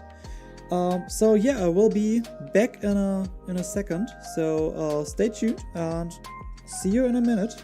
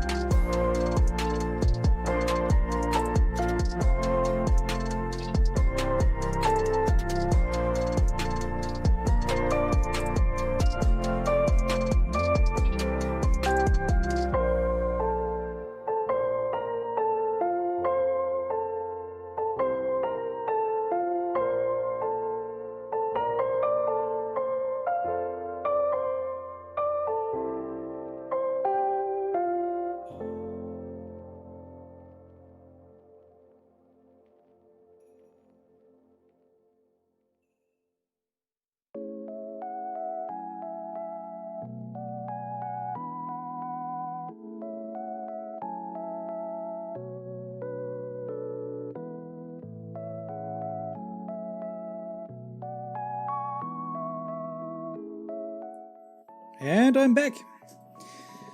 I hope we lost not too many people.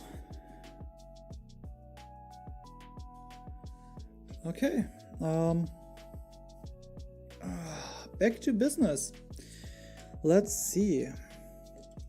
No. What have I did there? Why is the... like this? Yes.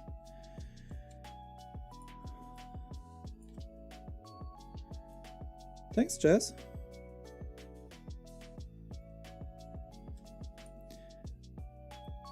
I think I have totally forgotten to greet you because your message I might have overlooked your message. So hi and thanks for joining. I hope you have a great evening. And yeah, I hope you enjoy the map or the stream so far. This is how far we've gotten. It doesn't feel like terribly much, but we did a lot of coloring. We planned out the roads and we got the towers in. I don't retell this because I don't think that you were active, but just to remind myself what we have done. Because my brain is pretty quick to just say, why aren't you doing more? You have not done enough. One of the reasons I made my timetable so I can just like do checks on all the things that I have done. Okay, let's see.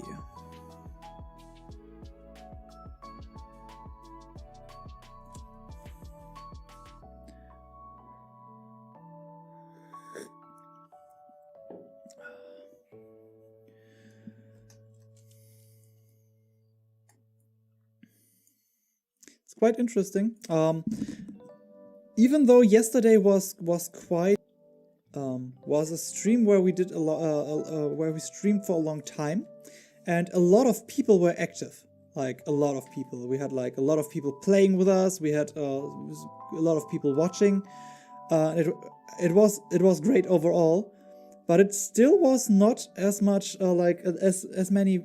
I think it was more viewers maybe, but at least not more watch time than in my first ever stream.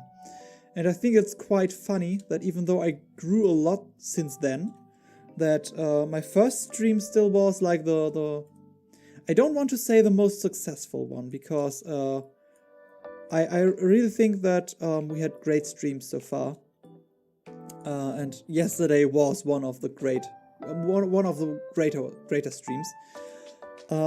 But it is still kind of interesting. I'm wondering if YouTube is like boosting your first stream, so it's better, or if I think I saw a lot of people from Instagram just checking in for like 1 or 2 hours, saying hi, chatting a little bit, and then after seeing what I was up to, there is like the magic of what could be is gone, and a lot of people never came back. But why is the program trying to crash like every 5 seconds? Let's drop another save, just to be safe. Okay.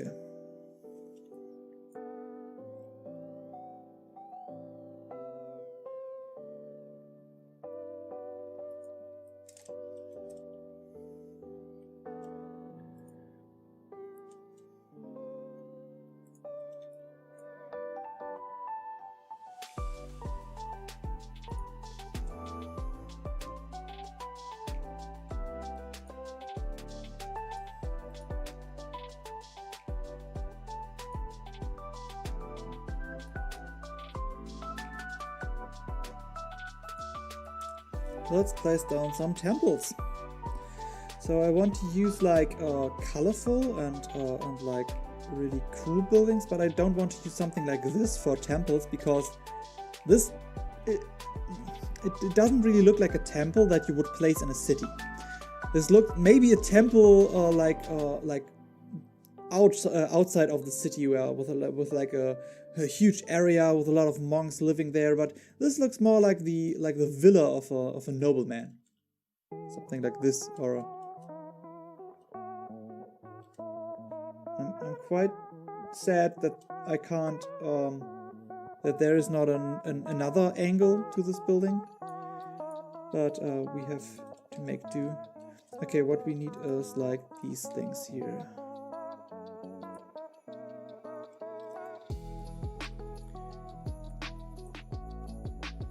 Framing everything. I love in like Middle Eastern and Arabic cities, the architecture is just so beautiful. This is really something.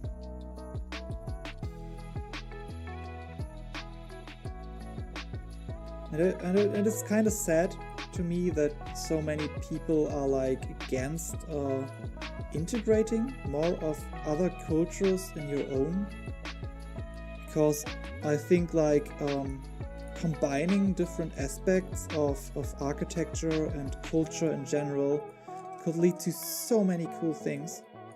But there are like two people. It is quite interesting. There are two kinds of people that are against that. There, for one, there are like the racist, nationalist type that wants to keep the bad foreigners out. That are afraid that they will take their jobs, even though, that's not really the issue here. But I don't want to get too political. And the other part is the people that are so on the left, so far on the left that they have made the way back to the right again, and are like, we don't want cultural appropriation, and we need strict borders and strict segregation of the races and cultures and everything. And it's like, so we came full circle, so that we want segregation to oppose racism. I don't really get it. But like I said, I normally don't want my hobby, my space to get too political with these things. And I mean, still there's a difference between like human rights issues, like Black Lives Matter in general, the idea, not necessarily the organization, and with like trans lives and with like LGBTQ community. This is a different topic for me, because it's not political to say that every human deserves basic human rights and the right to express themselves and everything like this. But like talking about how to integrate culture inside different countries, it's too political for me at the moment, at least. Would I have been talking about like politics and world building, then we can talk a little bit about real world politics, because let's be honest, the real world is a real good like place to copy, because if it happens in the real world, it is realistic that things like this could happen, even if they seem really unrealistic. But let's stay map focused. Ooh, I like the optic. 2, 3, 4, 5, 6, 7, 8, 9, 10, 11, 12, 13, 14, 15. Isabel, I'm not sure if you're there, or if you're off AFK right now to make tea or something like that too. If you are here, is there a certain amount of gods? Are there like a special number of temples or gods that is represented? Because then I could make like the towers, the minarets. It is in Germany. I know. I'm not sure if it's minarets in English. But then I could make match these number with the gods. So. Oh, multitasking. Okay. Oh, you don't distract. I like to talk, and I'm really good at distracting myself. So And I really like to hear your stories from your D&D group. I love to hear what other DMs are coming up with. The Pantheon is very boldly defined. Okay, so it's fine if I just use a random amount of towers. Okay, if there is like a magic number or something, I can definitely adjust things so it fits your world building. But if there is currently no world building that this needs to be fitted to, then we can just leave it as is. Okay, so now that we have like some of the general structure, we need some more temple. And I have to see what kind of temples, because I don't want to reuse every asset too often. There are 3 main gods, then a whole pantheon of random others, so don't worry too much about it. Okay. There would also be random smaller temples, as it's also multicultural. Yeah, I remember that. I actually have, here on my right side, I made like a little, I don't know if you can't read it, if you can see this. I made a list with everything you told me to, everything that is important to be included on the map. Yeah, I like to make like little checklists for me so I don't forget something. So let's see. Okay, 3 main gods. So we definitely, main pantheon, the upper plateau.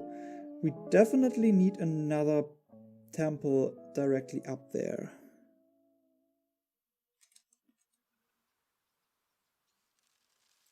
And we can make this one more special by placing this atop of it.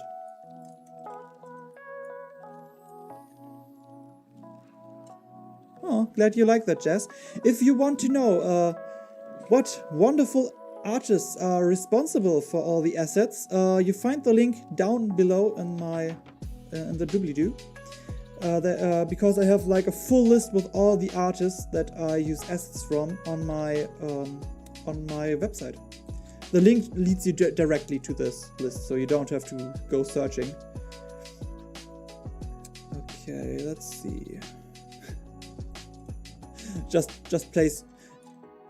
I should just switch to use these houses, like randomly in between, to just mix totally to like mix total different styles with each other. I think this is definitely a great idea, and I should totally do it.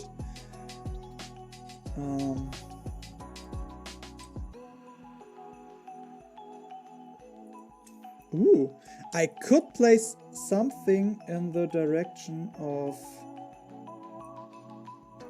No, I think we have something that is, yes, base colored. So we have, if you want to have it multicultural, I can use something like this to really incorporate like more multicultural influences. Then we can have like a... Yeah, but this asset doesn't look well. Maybe we find another church or temple asset that fits a little bit better. Same with the pagoda.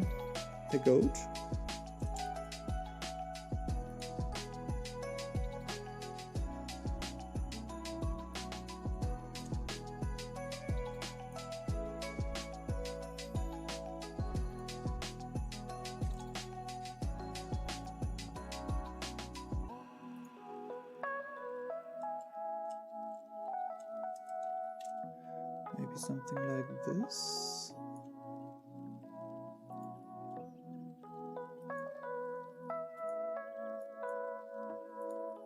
Oh no, I don't want to do too much of them.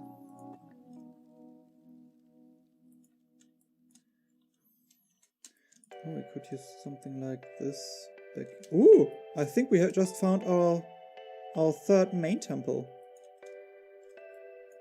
I just have to... Is this colorable?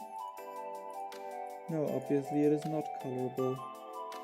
Can I paint it? But no, then it would assume the background color I placed is just a white asset. Is there maybe a colorable version of it? Yeah, there is. Because I think...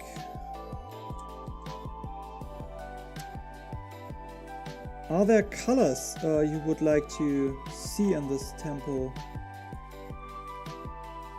The base color, maybe try to find a similar yellow tone.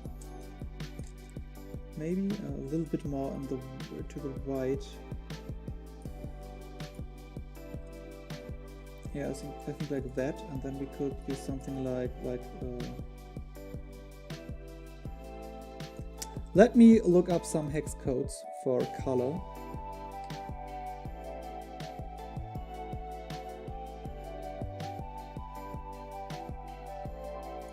Take a quick look. No, I haven't missed any subscribers or donations. By the way, if you're watching the stream and you like the map so far that we have created, it would make my day if you could leave a like there. If you haven't subscribed already, and you like how I do my things and I create maps and enjoy my company, then consider subscribing and ring the bell to get advantage on always getting notified for new videos.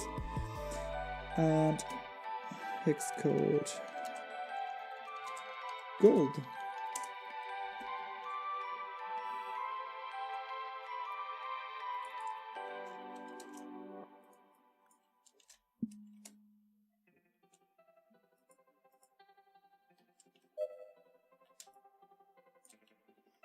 It's a little bit too extreme for my taste. Maybe if I desaturate it a little bit, something like this. And what is this color? Let's make it blue to really see the difference. Oh, the little windows. Then let's make this like a little something like this. No, oh, we nearly by accident eyeballed the same color. Or a pretty similar color. Something like this. Okay, now we just have to make sure that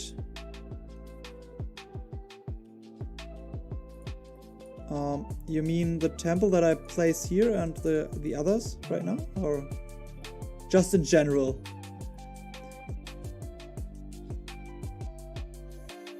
Yeah, in general it is kind of true that assets normally don't mix too well together. No, it has to be like this. The problem is, yeah, I don't want to only use one kind of asset, because this will limit the kind of atmosphere we can achieve. And we kind of can use or try to use to blend everything back in together later in the after editing.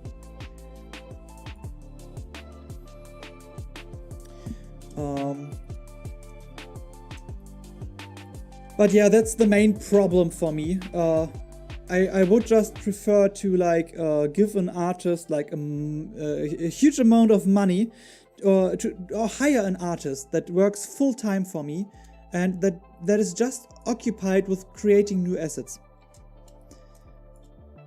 And like, today I need the asset for like I need temple assets, and then I can make temple maps more and stuff like that. And then after that, maybe I will I mean, there are two possibilities. One, I could say like, hey, okay, and now we sell the assets, or I let the artist do with the asset what he wants. Like if I would just be to commission him or them. If I would commission them, then yeah, I get the assets, I can use them commercially, and the artist can do whatever they want with it. But in the best case scenario, I want to pay the artist to get like the rights on these assets, or to team up with them And then maybe just say, you can get these assets on my website for free. If you want to use them, here are the data, here are the things of the artist. If you want to commission them yourself, go for it. If you want to give them some money, do it. But like you can do it for, you can use that for free. Could be cool. Could be a bad idea. I don't know.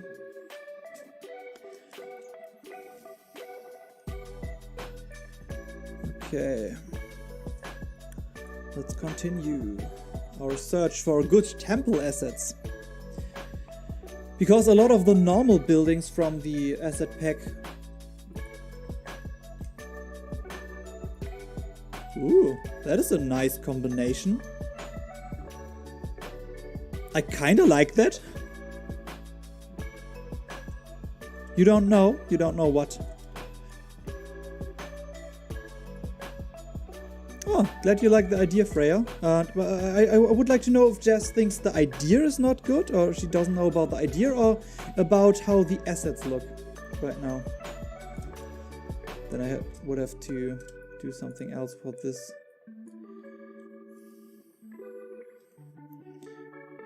Ah, you like the combi? Okay, that is... Oh, the combi, so if I put it on top. Yeah, I like it too. I like it a lot. I have to be honest with that. Oh, no. The thing is just that then I am at square one again to decide what third temple we will place here.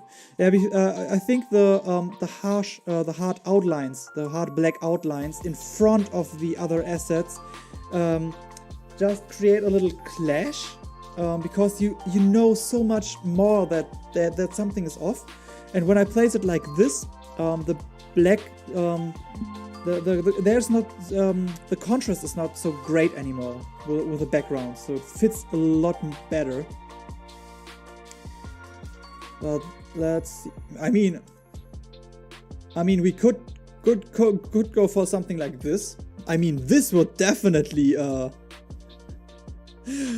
like from the retro game plane of existence, there is also a temple.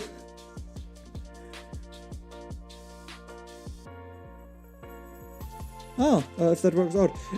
It depends on the artist. If the artist just says, I do that, then it works.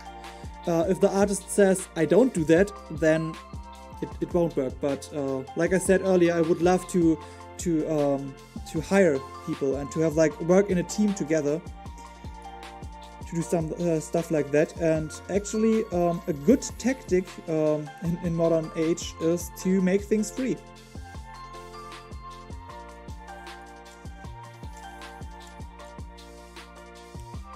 I don't know why, but I think we need a huge ass sword just sticking in here.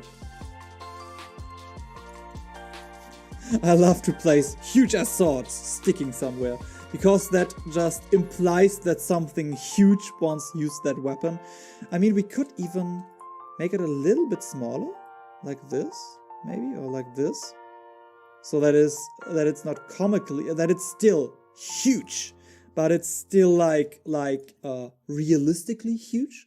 So we could say that this is the weapon that the giant that fought at the beaches for our safety once used. And when in his dying breath he rammed his sword in the rock or something like that.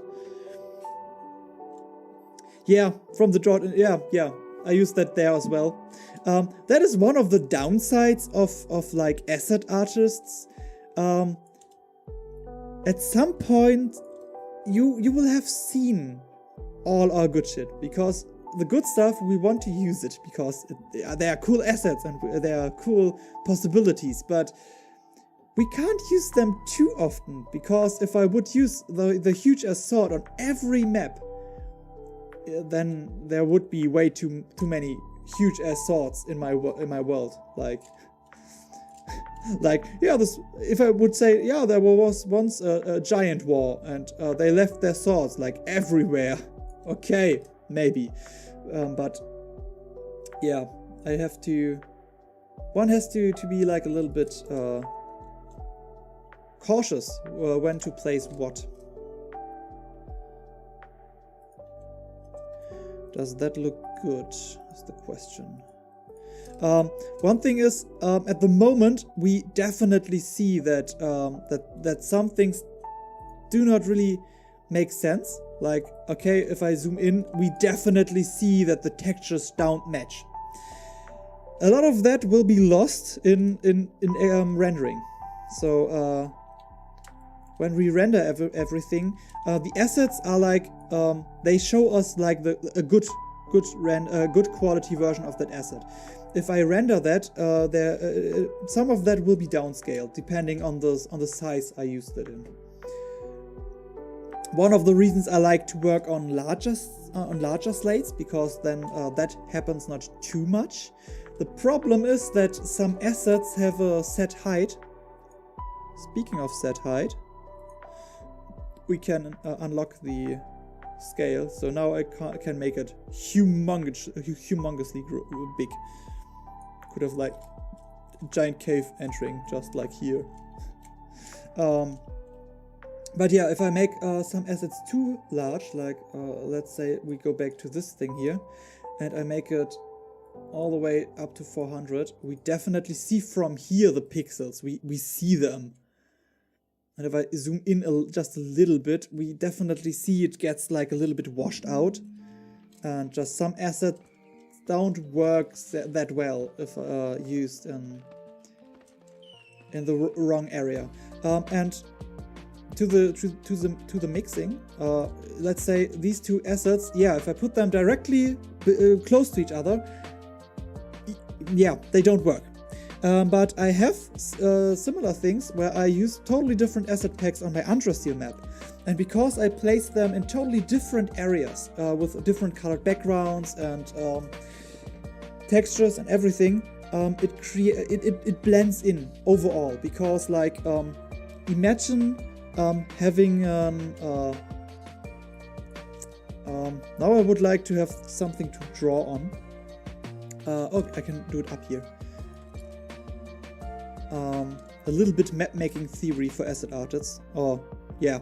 I think this is something that people that do draw digitally by hand and or do like traditional art don't encounter too often, that their assets don't mix well, unless they work with like different artists on the same map. So if you see like if I put an asset in, then I have like this is the texture. So I place it down here and it affects an area around it. So it has like, if I look at this texture, a certain area around that asset should look familiar. So if I place something that looks like this, where I have a lot of similar looking assets, then I create an area that looks a lot like this. I have like multiple areas and it creates like a cohesive view.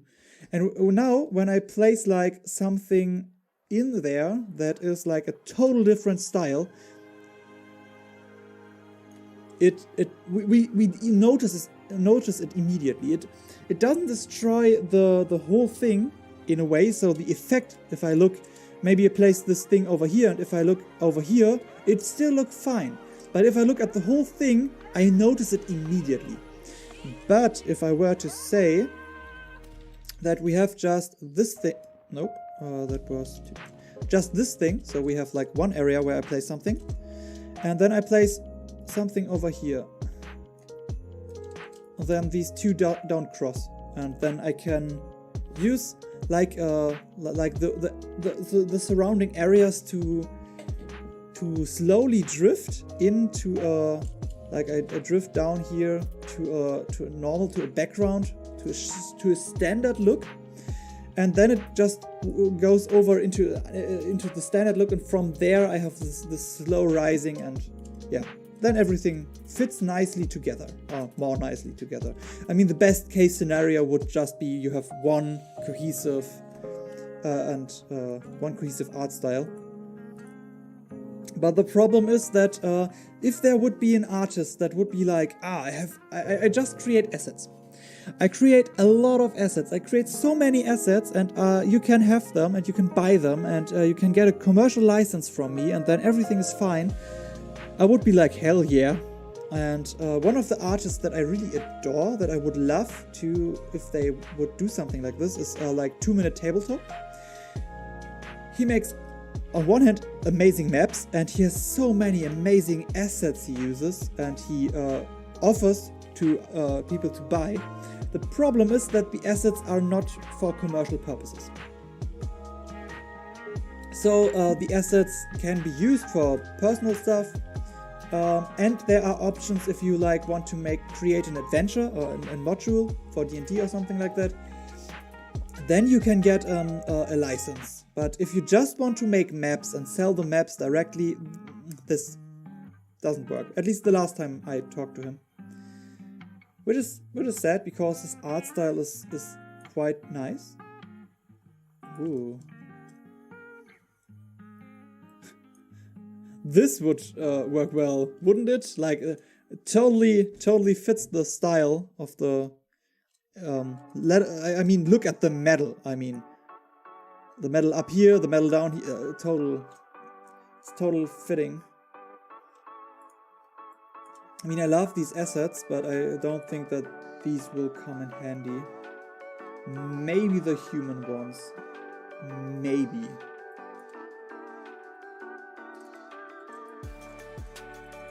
But even that is like, I'm not sure. I'm not sure if I like the aesthetic. And this is one of my favorite art packs, because I think these are the premium packs from the creator themselves. I mean, if I make it a little bit smaller, maybe something like this could fit in, might fit in.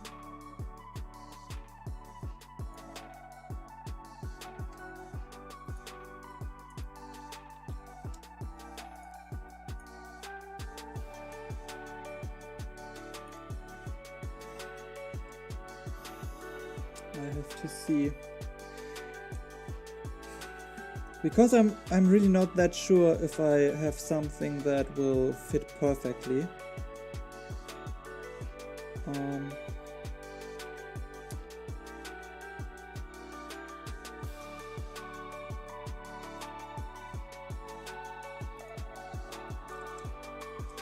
Ooh, I love this one. Like Sunken City. I want to make an underwater map, because there was like someone on Twitter that asked for an underwater map, like in general, if someone has something like this, because he wanted to make a print.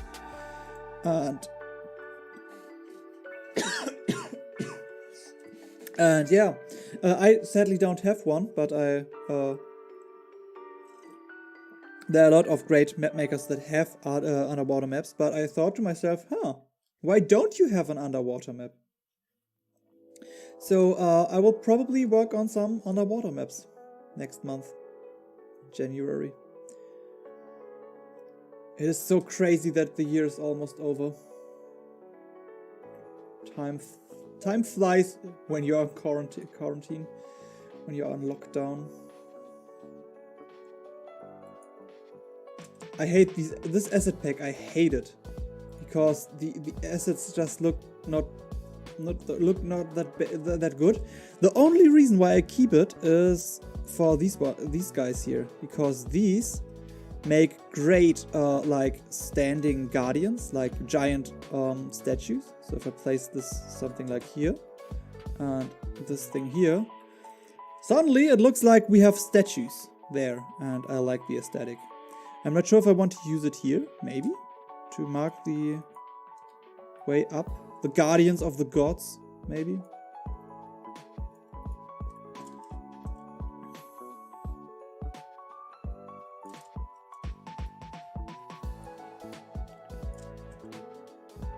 We will see. I will place some stuff down, not knowing that maybe a lot of them won't fit in the end. When I start to use more assets that look a little bit off in the same area, it can create like a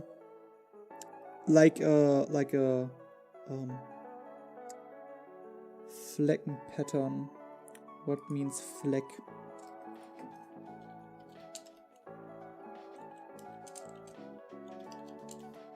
Spot pattern. Like a spot pattern. Like you have a white vest. If there's one spot of dirt on it, you immediately notice that this just doesn't look right. But if you have like a lot of spots on it, overall it just looks like a dirty jacket. So what do I want to say with this metaphor? It is like the overall quality of the map suffers, yes, but the different spots of dirt don't look that bad. So overall we have like a cohesive map that looks not as good as a map could look like if we would have made everything with the same looking assets. But looking at the point that we don't have all the same looking assets, this can overall lead to a better map than if I hadn't used this tactic. I hope this is like not too confusing what I'm talking about.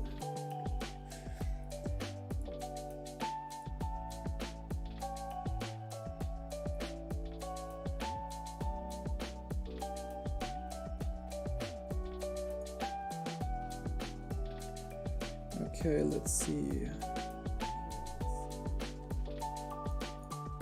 How many people still watching? That is nice. I mean, we are pretty consistent over time, overall. I mean, we had sometimes topped at 10, but overall we are pretty consistent. That is cool. That means that that at least it is interesting enough that people don't that you are still here with me. And I noticed that I have forgotten to mute myself, mute my own stream. Yes, the echo. Thanks, Malvo. Map, please stop trying to kill yourself. And then place a random amount of statues.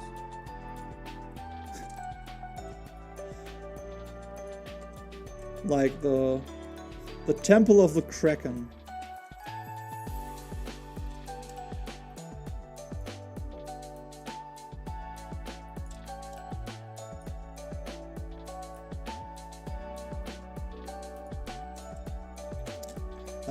Something crazy like that. I mean, Isabel, if you want like a giant kraken to attack at some point, just tell me.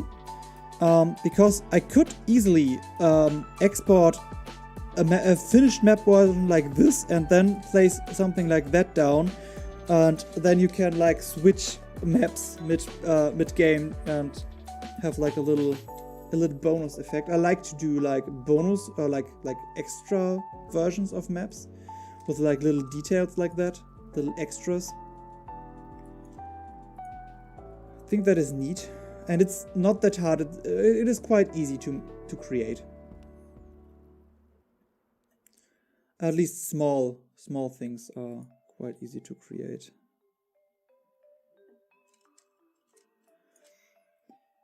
Okay.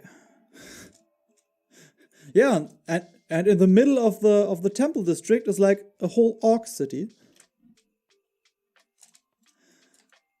Or like the slums are just look just like that. Oh no, I don't do that.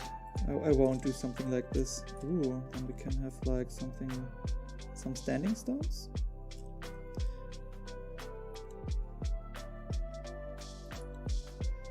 Oh, obviously they won't stand where I want them to.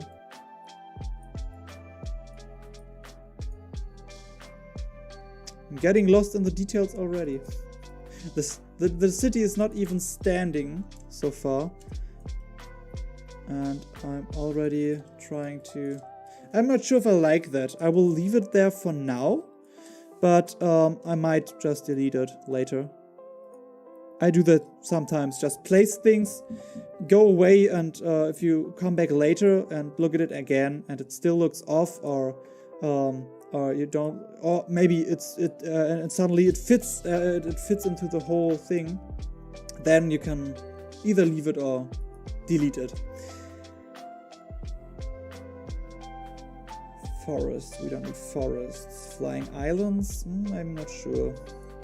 Waterfalls. I mean, we could place like a waterfall coming from the side of one of the temples. I don't know, but I don't think that this will look nice. Giant tree. I love giant trees, but seeing that this is like a... I mean, we could play... Is there something like a god of nature or something like this? I mean, we could use like a giant tree with like red amber on the top, like here, or something, maybe some more on the lower level to mark like a nature god or like a druid circle or something like that.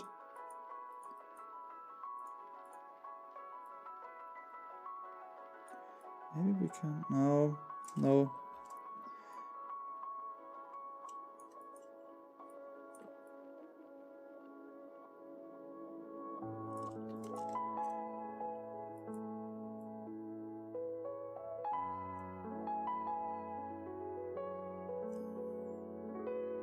Let me know if you like the tree. I will leave it for now. I'll make sure that it fits more nicely into these surroundings. The tree's cool? Oh, okay, then the tree's here to stay.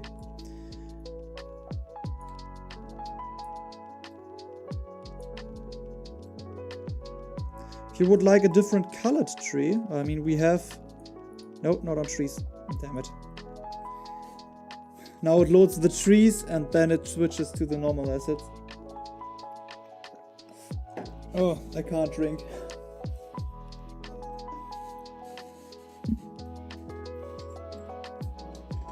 Over cables? No. Oh, I'm rolling over my blanket. That is... Nah. Now the blanket is so striking. Oh, you like the red. Perfect. I mean, the white would be a little bit off. Like, Tree of Asia, it's not more something I connect with like snow and stuff like that.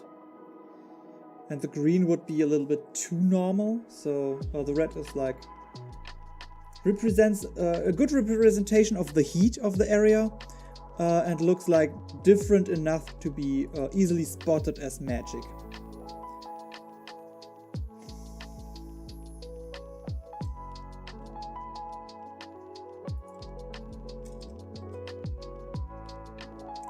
No, trees will come later. I already know what kind of trees I want to use.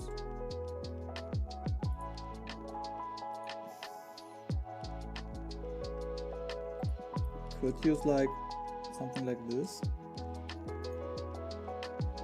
Why is it mirroring suddenly everything? Ah, what symbol was on?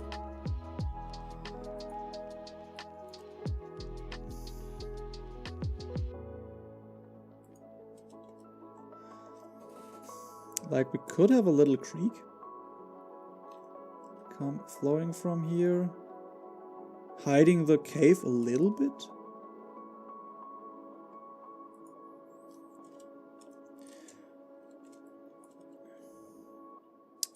Not so sure if what I'm doing right now is working.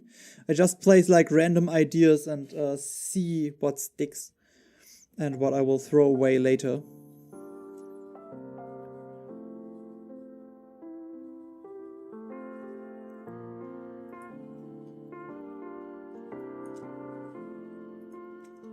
Nope. Nope.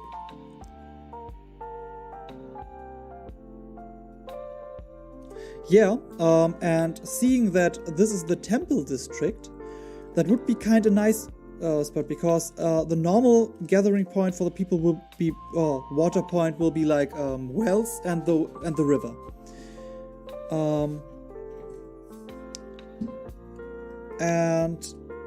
I think that having like a sacred spring in the temple district could be a cool way, because we are near an ocean, so a lot of water deities, or at least some water deities. So the sacred spring of Water God 1 could be a nice thing where like sailors go to fill like a little vial of water, or to fill their water skins for good luck or something like that.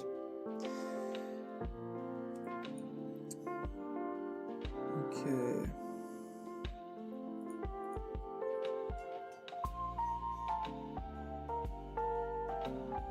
We also could just like use like a oasis, but why would an oasis be on a high spot like that?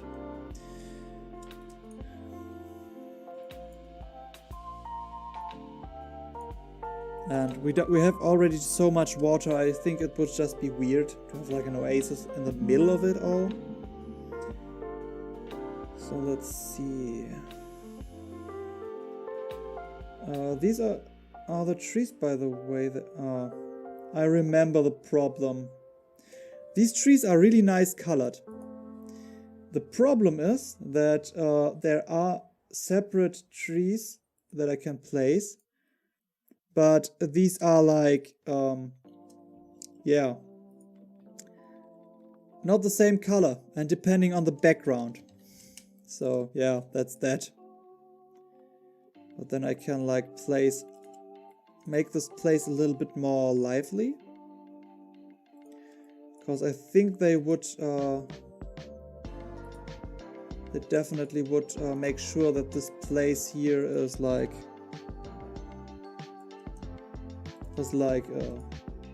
nice and green to show off their dedication to the gods.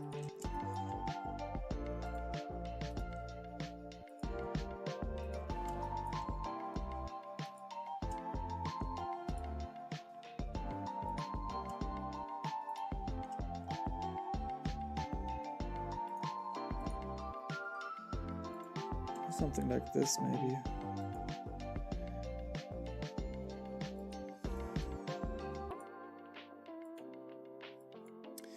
Yeah, and then I have to check the layers again.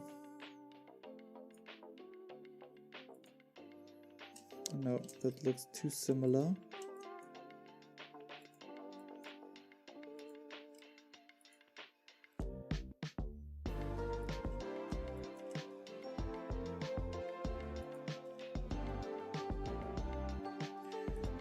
Different one lonely palm tree.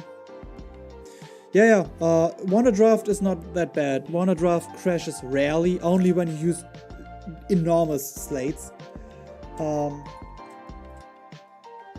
Is slates even the right word for that? I hope so.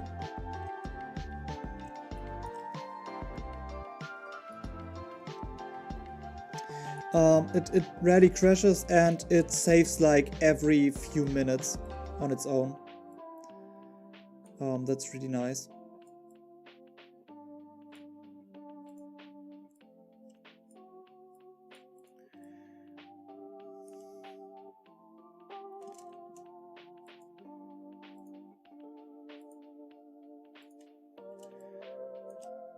Making sure that the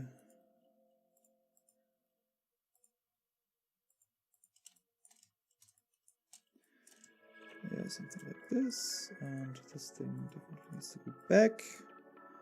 This thing needs to be on top. This thing needs to be on top. Okay, it's starting to become a little more like I want it to be. Zooming out and seeing how much work is left. I think I have overestimated the amount of time I need for that thing. Looking at the Patreon tiers and what scales I actually wanted to do, but I have no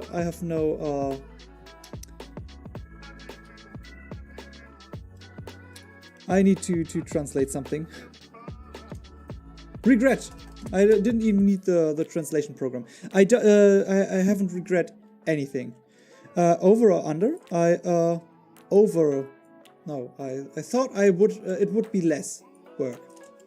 So it is more work than I originally anticipated.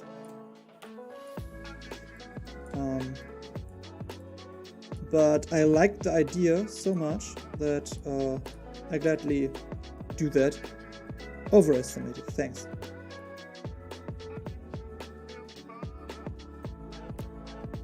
No, I underestimated. I underestimated the time, so I thought it would be easier.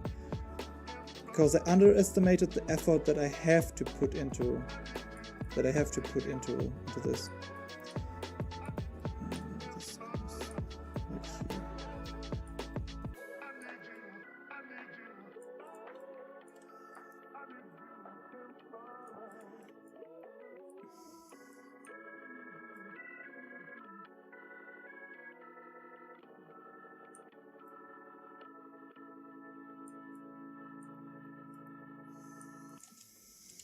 Okay, but let's start filling this place with some love. I think we will come back to the temple later.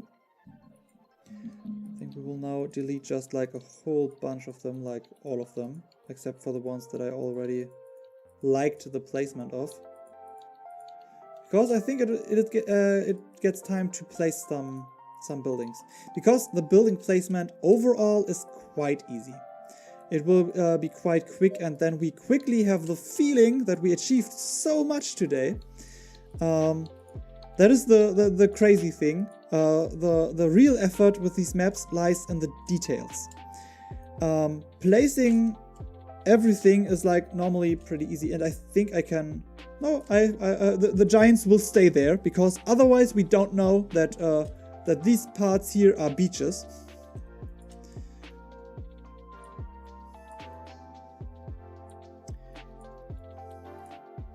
I mean, there is no giant here. Does that mean that this thing here is not a beach? And it would change your stream a little bit up. Yes, definitely. It would. We would not do the same. I would not talk all the way about, do I really want to mix this art style with this art style? But we... because the giants mark the beaches. Giants equal beach.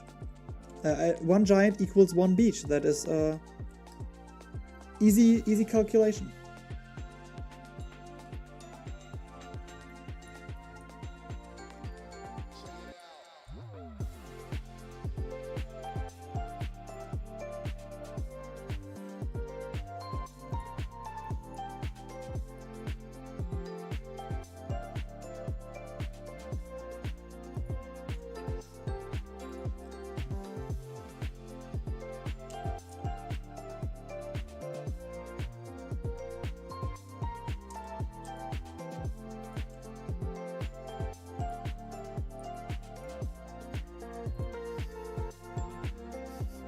Yeah, we used it in the last stream to when I made the outlines, because I wanted something to remember that there are beaches supposed to be there, and the giants were the first thing that I got my hand on.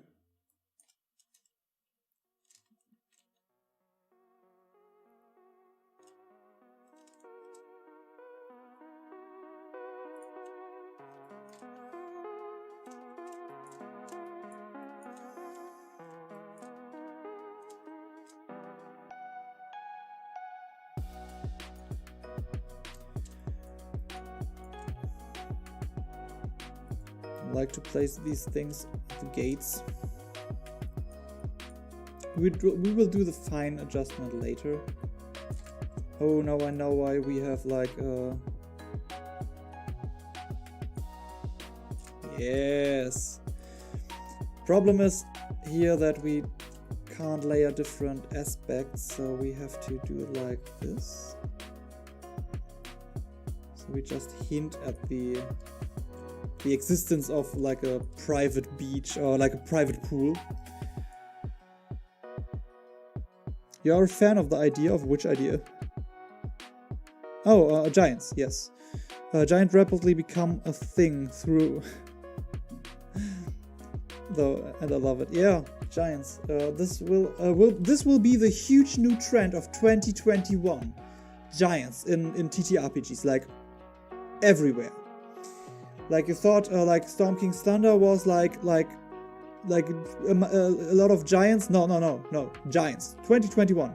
You heard it here first.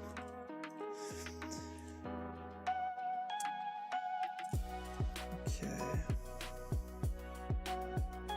I think I want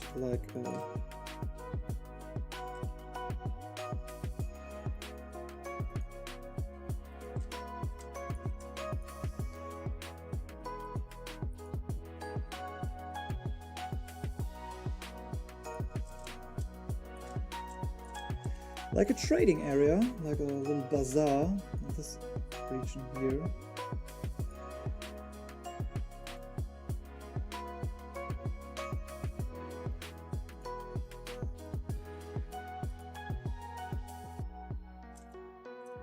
Oh yes, I want that thing in the middle of it all. We can have this thing here to mark the upper part.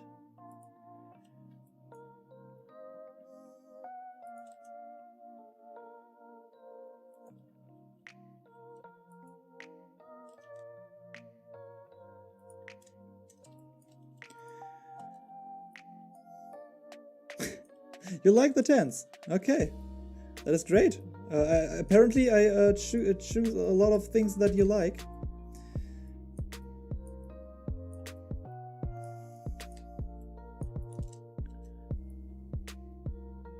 Yeah, this will be more one of the smaller ones, like where you can buy spices and stuff like that if you are rich.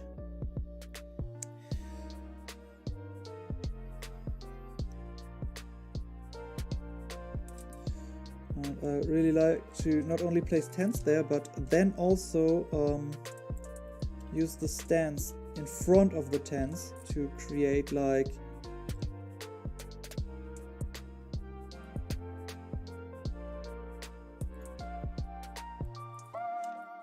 to make everything a little bit more lively.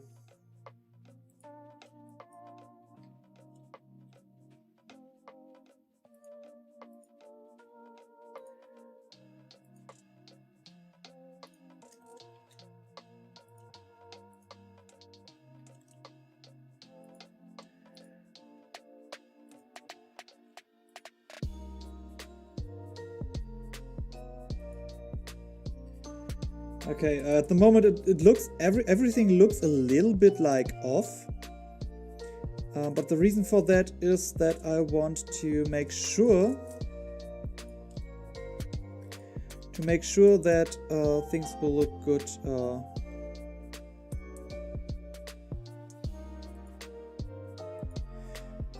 after I'm done.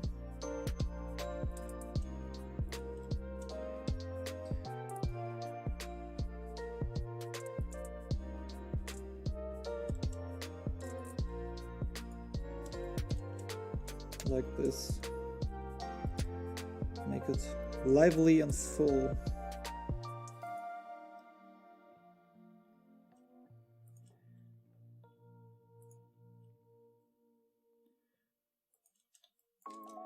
By creating these, we create the illusion that there are more tents and that there are more stands where things are sold. Okay. I think we have our first bazaar down.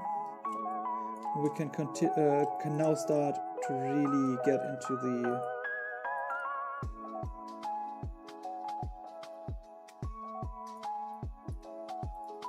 housing.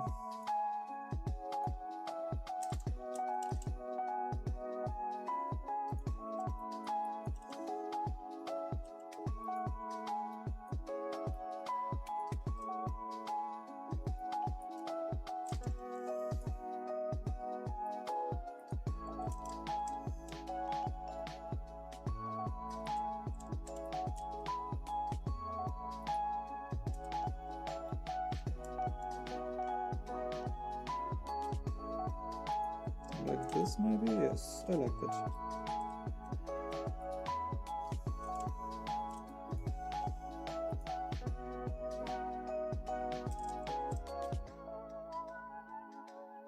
No, this can be placed here. You recently started to try voices, but it's so much fun to add a little bit of character. Yes. Adding character and like little quirks to characters that makes clear that it is not you, but the character. It helps me at least to get a little bit more into it, because I can do stuff that I normally would not do to other players, and it is easier. It is like you can see immediately that it's not me but my character that does it, or that is acting. And yeah, using this technique helps to like make sure that everyone knows that my character might be a douche or like really naive, but that I'm not necessarily. I don't want to say that I'm not naive sometimes, but I hope at least I'm not a douche at the table, at least. No. In general, I hope I'm not a douche in general. At least I try at least. Yeah, these will come later. I was like, I don't want to repeat myself too much, but with these cities, repetition is important. Because we want everything to be like new and amazing and interesting and not too much repetition, but the heart of it will lies in the overall picture. So yes, it might seem repetitive if we zoom in and look at it close and count how many assets is he using, and then we notice, it is not that much assets that he actually uses, but overall, if I just keep using them and rearranging them every time just a little bit, then it helps enormously to create interesting areas.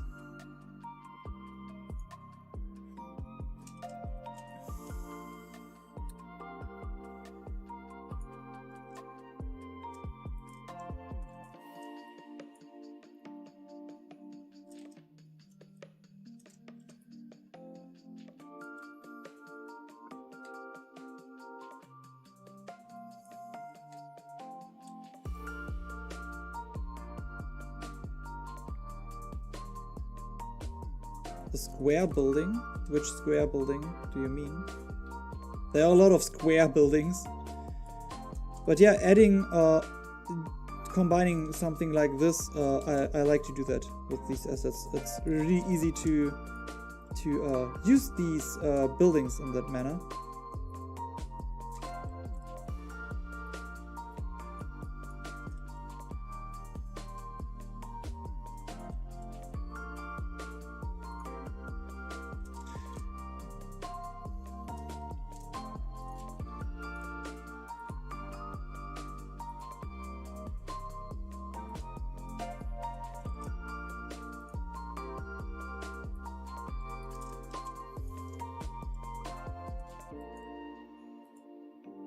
That's why I like to have the roads figured out, because I can use the roads to and then just place the buildings, and yeah, additional smaller roads between them just appear by placing all these buildings.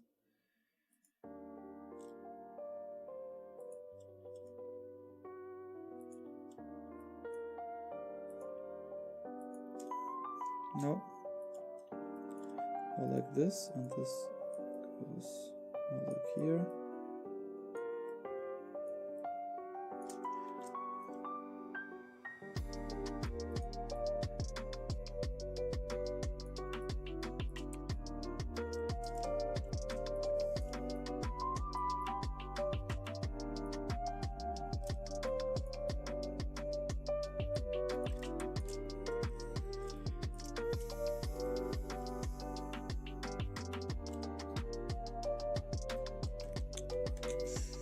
Okay, let's see. We are 3 hours in. I think I would go... I mean, for 1 hour I will maybe continue. Most probably continue for 1 hour. But I think if we... Yeah, we won't be finishing this today. Unless I put in like the turbo mode. And be like really running and speeding it up. But I hate it. This would fit so neatly if I could just make... I had to make it like this big. No, even... Yeah, but then it won't. It could fit neatly in theory if I could like deconstruct the building more. But this is nice too. Ooh. Could start to stack buildings like this. One of the main problems that is slowing me down right now is that I have to like switch between placing buildings and moving buildings. And going back to placing buildings, you see it takes a long time to load. One thing that I could do to prevent this is just place a huge amount of buildings and then just take them and place them. But oh, nice that you're going to stay. Creating maps is always more fun when you are in good company.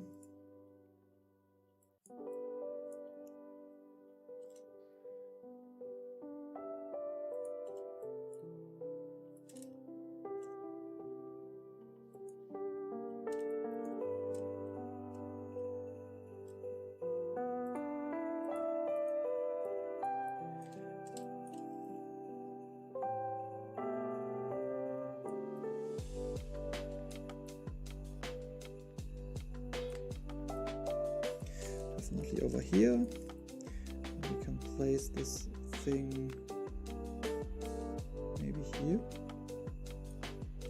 Hint at a building, so we can use this to create a little bit more safety in the noble quarters, where all the rich people want to have their peace and quiet.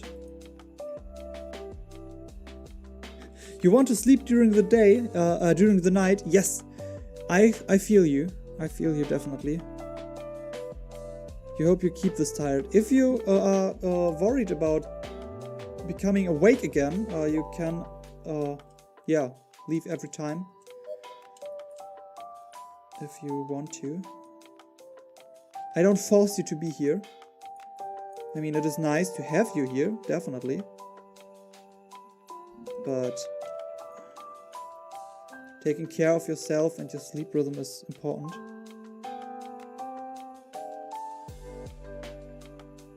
Yes, I would love to do that. Damn it! Okay, that means if I create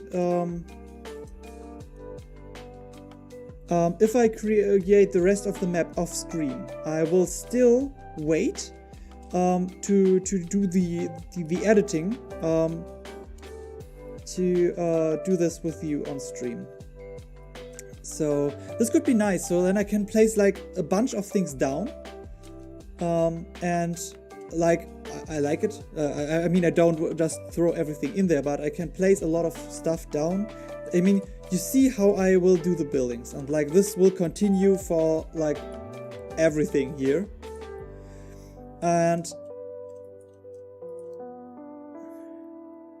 And then you can tell me, I like this, or can you maybe change this a little bit?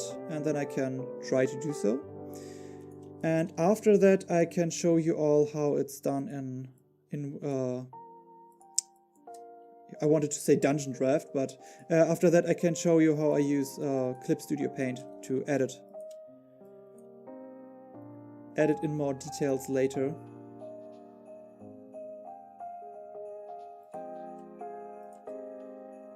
No, I wanted this.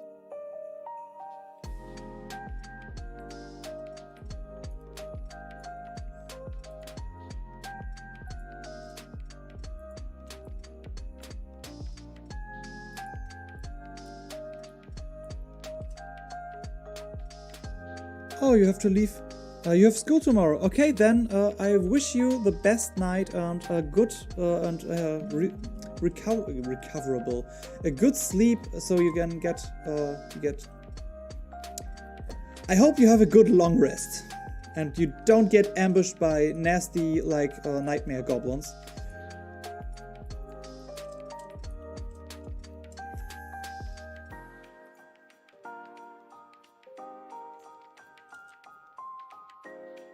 This will be fun to work out. Oh, this looks like such a mess, but I know exactly what I want from it. Oh, I'm definitely not going to mess with the walls. So what we can do now to switch things up is also place more of these. I really love these.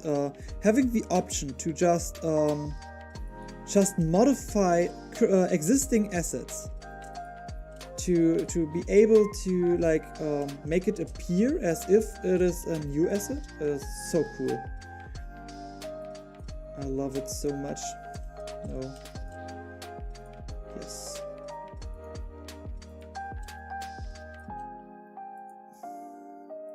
Something like this. With own assets, it's gonna be awesome. For example, houses with tiny furniture on top or in front of them, yes. But the problem with that is at some point, the work that I do becomes redundant. Because at some point, you won't be able to see what I do. Because let's say I create like I have tiny furniture that I can place on the rooftops, and then I have like little sitting areas and everything looks nice and yeah, and stuff like that, but it gets tedious at some point to create that on this scale. And then I mean, you look at it like this, and then I created that I placed all these little windows there. You don't even notice them. I mean, they blend in more, they lead to a more like blending effect, that everything fits a little bit better together by slightly looking different. But now imagine if I have like on this rooftop here, like I have like tiny chairs and like a hookah pipe standing there and some pillows, and then I zoom out and I can't see anything. And these are the things, these are the details that get lost in the rendering.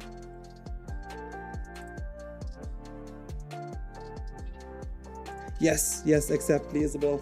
This is something that I really like, because having the option, and there are more assets like that for this set. This is one of the reasons why I like this special set so much, because now I can place like these here on top of the buildings, or I place a bunch of them down, so I don't have to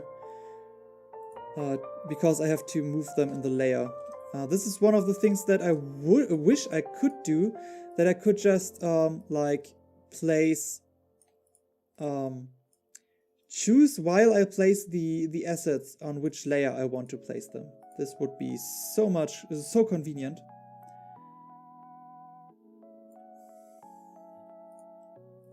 I'm not even really sure what purpose these things have, but I think they look neat. Maybe this is the purpose, looking neat. Maybe storing water, maybe there's like a little, like there is not roof underneath it, like roof and then you have the thing atop of it, but you have like the roof surrounding it, and then there is like from the inside it appears a little bit taller and there's more space inside. Maybe something like this.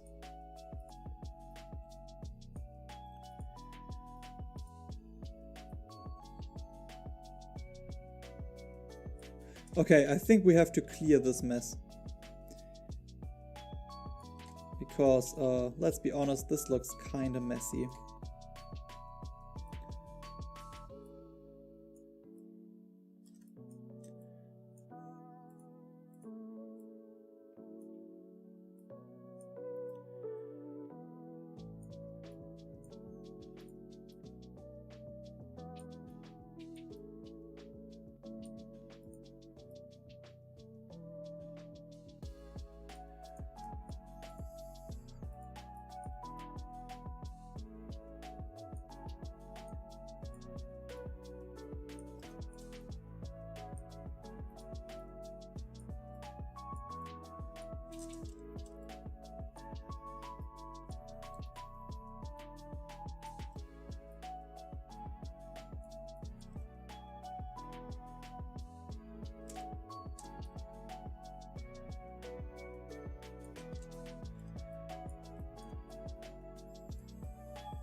Okay.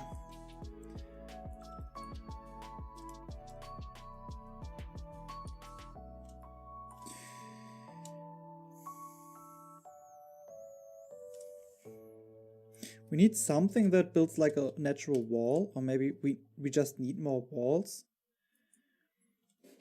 Because I think the nobles want to be left alone when they live there. So maybe just use a wall, like a tiny wall. Oh no.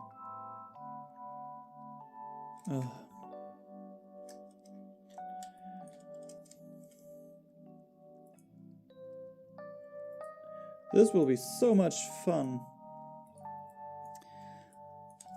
This is what I meant when I talked about layer management getting tricky. Because if you are working on that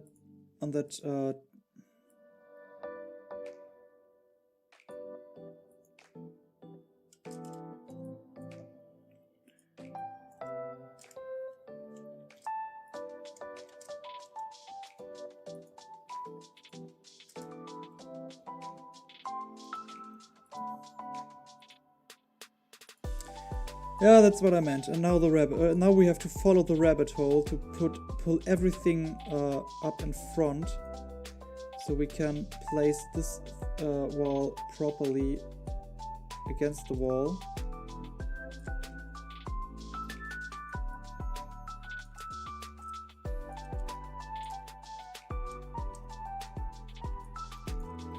And then we can follow up. Oh.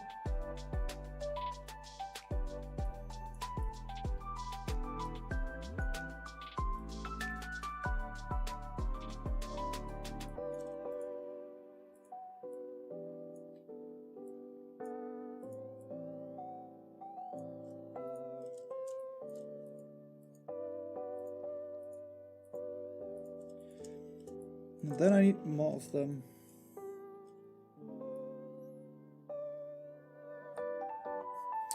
And that's just because I wanted to have something here on the in the background. And I think I messed up a little bit. Oh, the rabbit hole continues.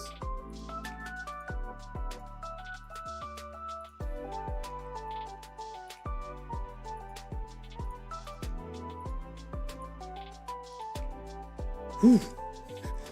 I was afraid that it will go on.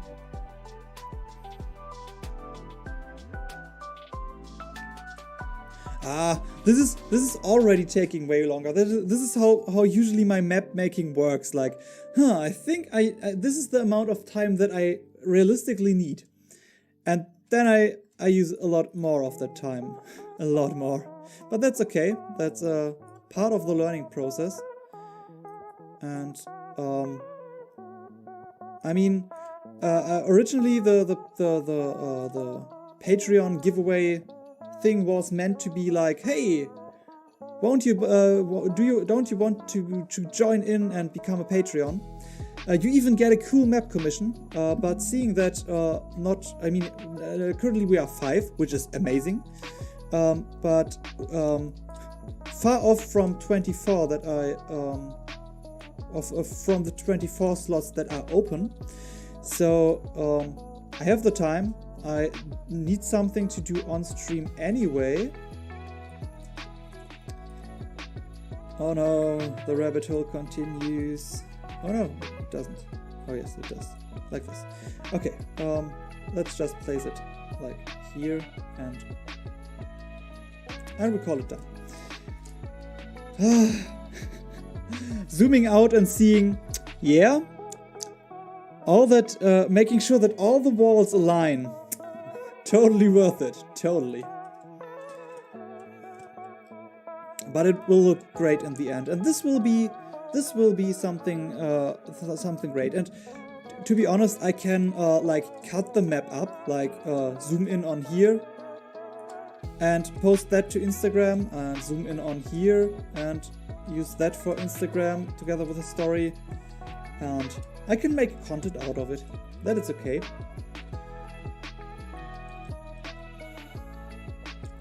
And it is Christmas, so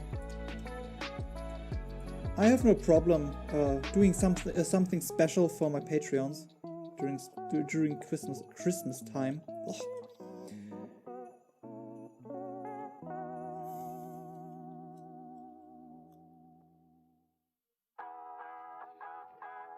Yes, we all know the details are there, and that is important.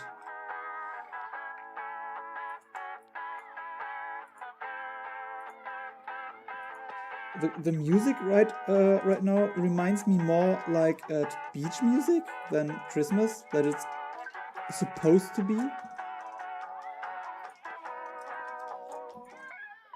Why is it placing it over it? I'm not sure.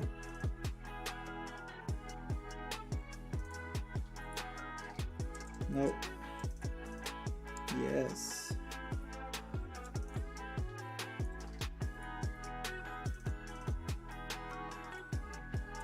Nope. Yes, and we will have to rearrange some of the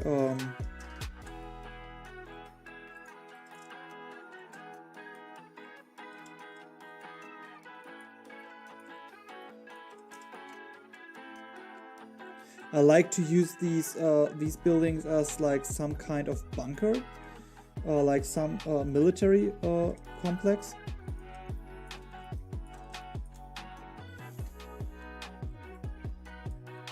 Build one higher. My mouse is acting up again.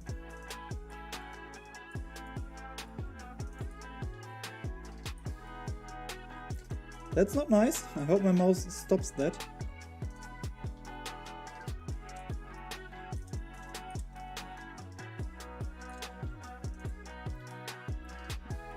Maybe the importance of the building is dependent on the amount of bubbles it has on its head or on the roof.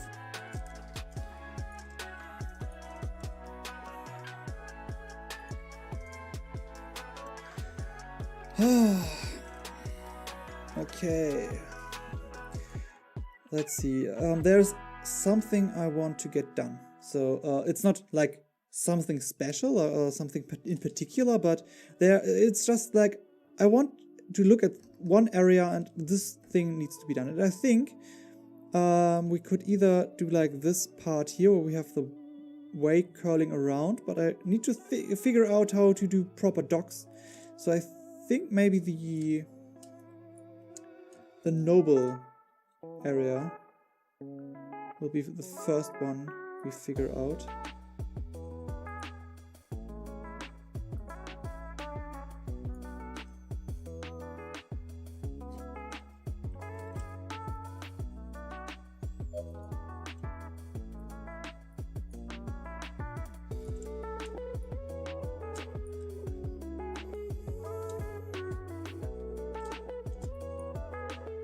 Okay, it's still supposed to be the noble area. Oh, no, wrong way. We need to go down again. And place one of these bad boys here.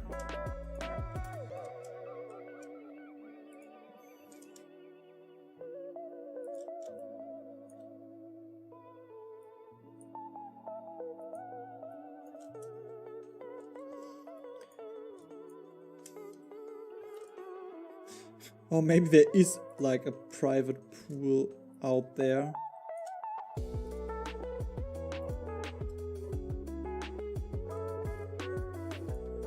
Or not like a private pool, like a public pool for private purpose, or for a closed community.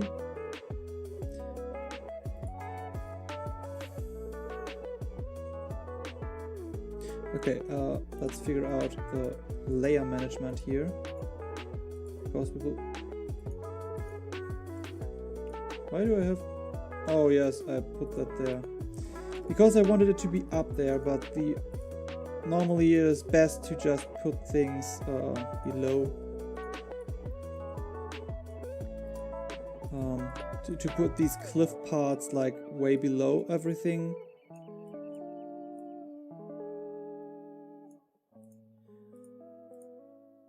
so we can just place stuff above it.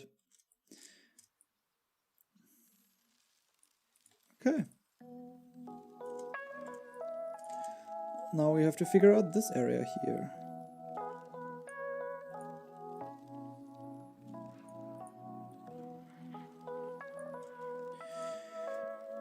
We could make create a little park area. It is really annoying that we have to wait that long. I have to get rid of some of these assets.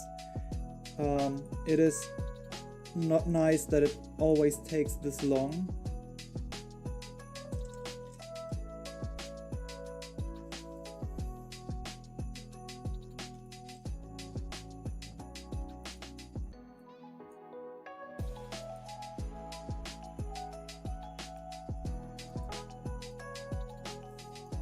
I mean, some towers could not hurt to make sure that the nobles are safe and they can show off a little bit of their wealth. Like imagine like funding one of these towers and getting it named. So the tower is named after you or something like that. No, we don't need the tower here. A bit smaller. No, this was not the thing we wanted to move.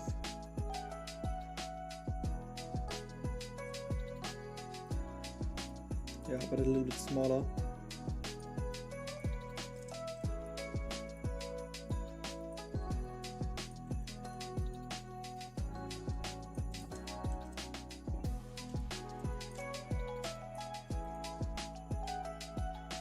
Okay.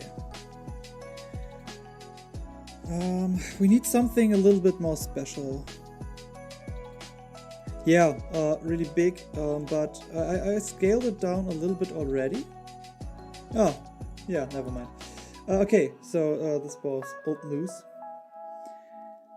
That is good. Yeah, but you were totally right to mention that because it was a little bit big. That is the thing. It is sometimes you just lose the scale a little bit. You know, I'm slowly getting tired if I start to repeat and try to search for words.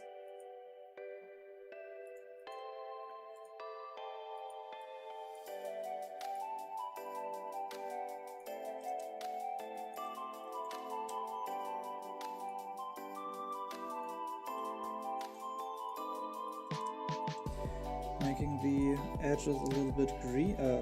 At the moment it is not green, but it will be green. So we make everything a little bit nicer. And that is what I feared that would happen. I should have checked up with the palm trees on top here. Because I would like to make everything at least a little bit consistent. I like that in my maps. With like a somewhat consistent scale.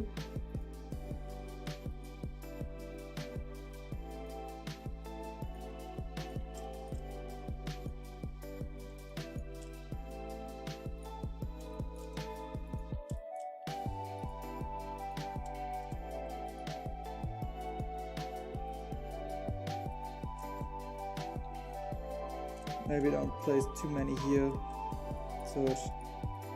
So it's not that obvious that this thing here is a little bit too big. I mean, I can shrink it down a little. Like that here.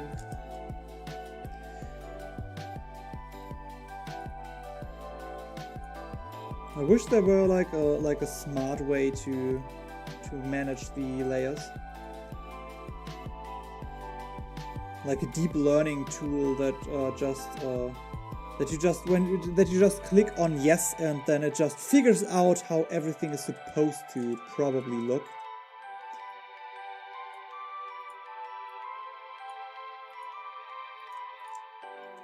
I think we need to get rid of some of the giants now because otherwise they are in the way, so we can't place like the palm trees like I intend to. And seeing that we want everything to look fine,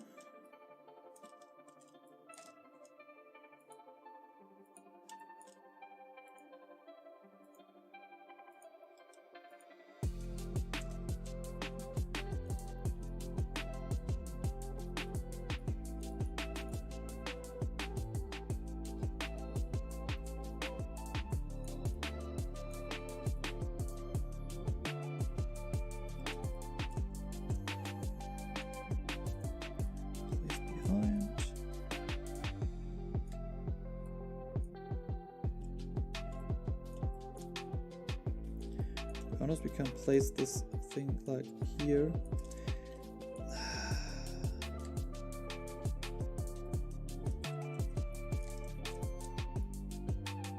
Create like an additional temple. So I don't think that it will fit well on the bottom here.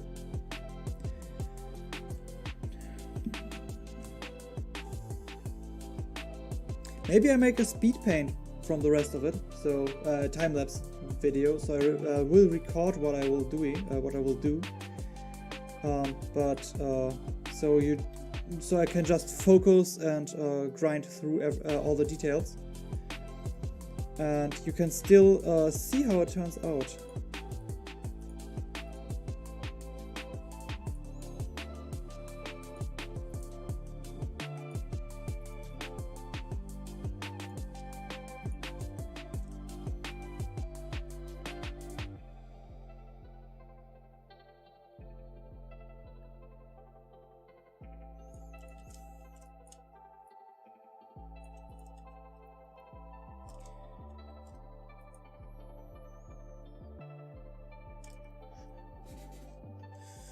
Okay, I think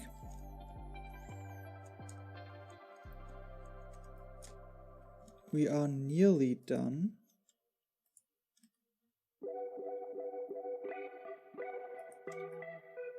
Oh no, wrong building. We don't want the buildings to be colored like this, this monochromatic color. Just doesn't look that well.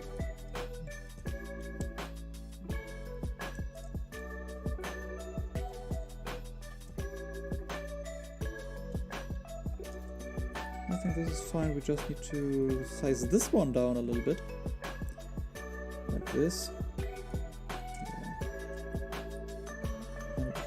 Size this one up a little bit and put it in the background and put it beneath the trees, like this. And now we can use some coloring. I hope I remember everything that I wanted to do, like or I remember the colors that I have already placed. I mean, I could use the pipette, the drop tool, but it is cooler if I just nail the colors. Oh, we're currently only coloring the symbols. We want to color the ground.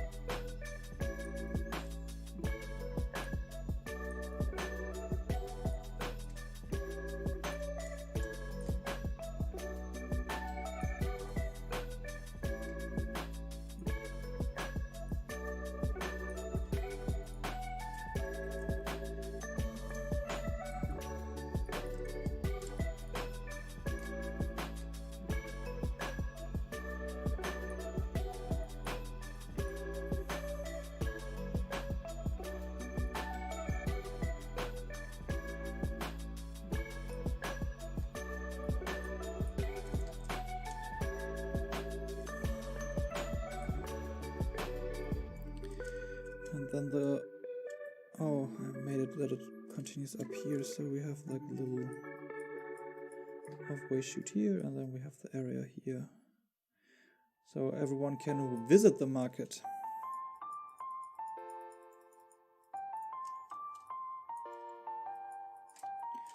And then then there's this little path leading down here. It's more like a side street that is used by like the merchants. working here, that they can like, maybe they have some houses here close to the beach.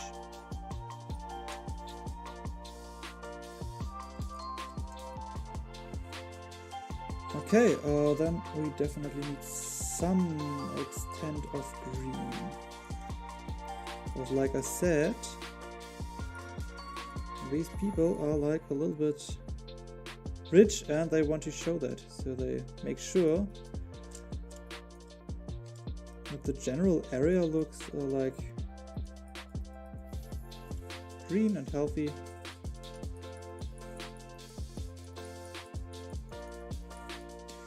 Turn the opacity down a little bit. That helps to create better borders between the path and the thing, the ground.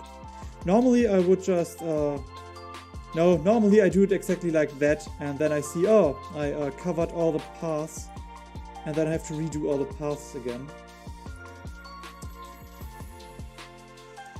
But I guess that's fine. That is part of my process.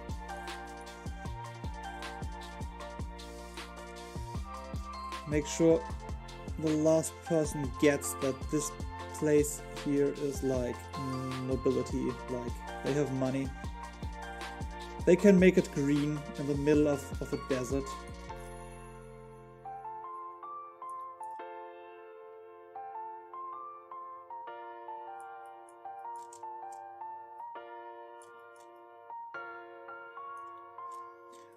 Like to show off their wealth a little bit.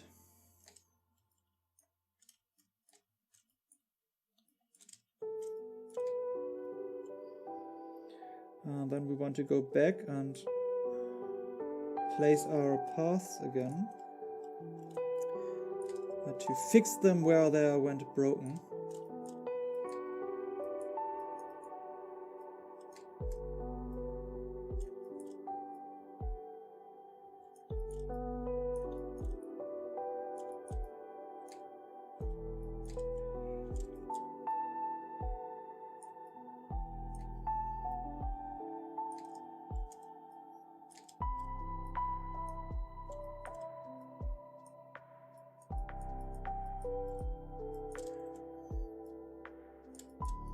I imagine that this is like a little walk around area.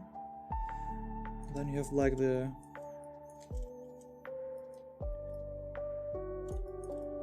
proper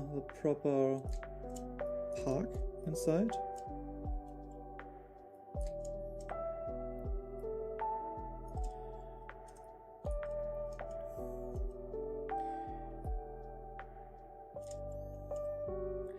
Okay, that means that we also need some green area that is a little bit less lively. Because I mean, these men are rich, or these people are rich, but they are not like interested too much in the areas that belong to the public. Like the public, not their public, they are closed off community public.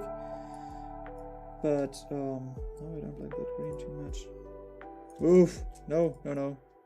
That's not it too. Yeah, that's...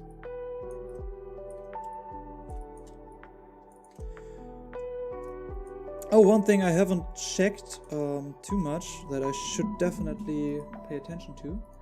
We have worn textures. We can go for a raw dark.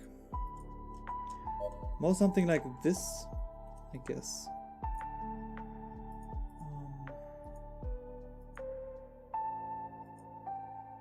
No, I don't like light. Maybe middle. We could go for an underdark theme like this.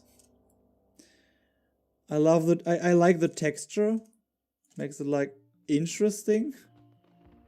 Looks more like a wasteland now, like a Mad Max setting, but definitely not fitting the black and white paper vintage. I think a raw dark is... This is a nice color scheme and texture scheme. Okay, last thing we will do before I call quits for the day. Is anyone still there? Or... Oh yeah, Jess is there.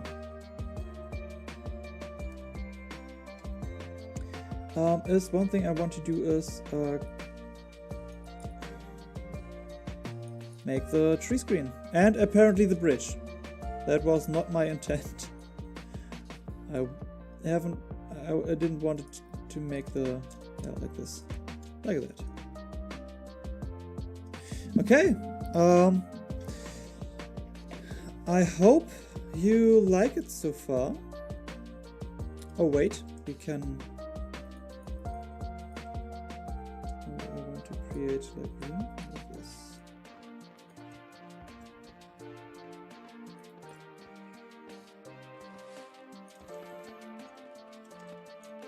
And maybe even a little bit over the ground here.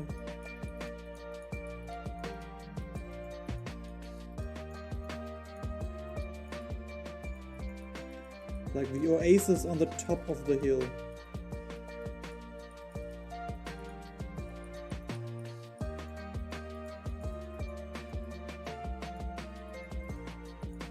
Something like that. Oh, I'm so happy that you like it. That was one of my main concerns, that you look at it and think, no, that's not it. Like I think with the green here. Still want to make it a little bit worn out. Like they want to keep everything green, but I mean it is costly. The sun is burning, and as long as they don't have like a pool, it is hard to keep everything as green as they would like to. Maybe like this, and then we have like the intense green more on the hill and around the pond or the oasis.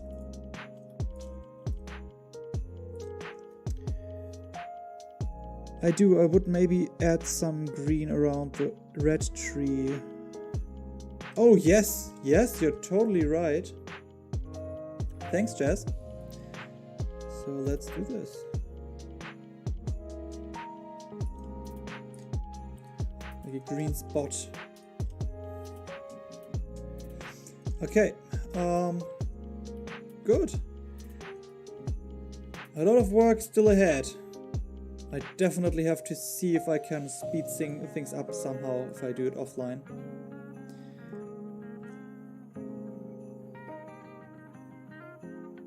Yeah, it's hard. I mean, in Germany many try to have English grass. Oh yeah. Der gute englische Rasen. That was definitely not my real German voice, but my I'm a German, so I have to speak German voice. Like the comical version of it. Yeah, getting a good lawn needs like a lot of time. That needs proper care, and my father is my stepdad is really eager to have a nice lawn. Okay, but I think I'm quite happy with what we managed to get done today. I mean, I thought I would be faster. I forgot how much fiddling with the layers it was the last time. Let's just... Is this the last one now? How many of these... Oh. Good that I saw that. How many of these have I placed? Ah, 2 more. Okay. I will try to create a time-lapse video of the creation of this of the rest of the city. I'm hoping that you like it so far, but from what I've read in the chat, it seems that way. So I will just continue in that manner, and I think, yeah, we can take one last look from the last beach giant up the river. To the first bazaar, to the noble quarters of the city, to the first commoner section where the first gate is, up to the mountaintops, to the plateau where the gods reside, or at least their temples. So yeah, I'm quite happy with what we got done today. And yeah, I hope you enjoyed it and enjoyed the stream. And let's go back to chatting for a little while, so we can have can talk it off for like the last 5 minutes or so. Let's see how many people are still watching. Still 7 viewers. Nice. A lot of you held through with watching. I really appreciate that you kept me company. Especially the chat was lovely today, like most of the time. I think I will play like I think I will watch like an episode of Hilda. I started the series yesterday, and I should have started sooner. I love the series. It is amazing. A lot of great ideas. I think maybe about doing like a show review for like shows like Hilda or Avatar or something like that, and talk a little bit about the amazing world building ideas that you can apply for your stream.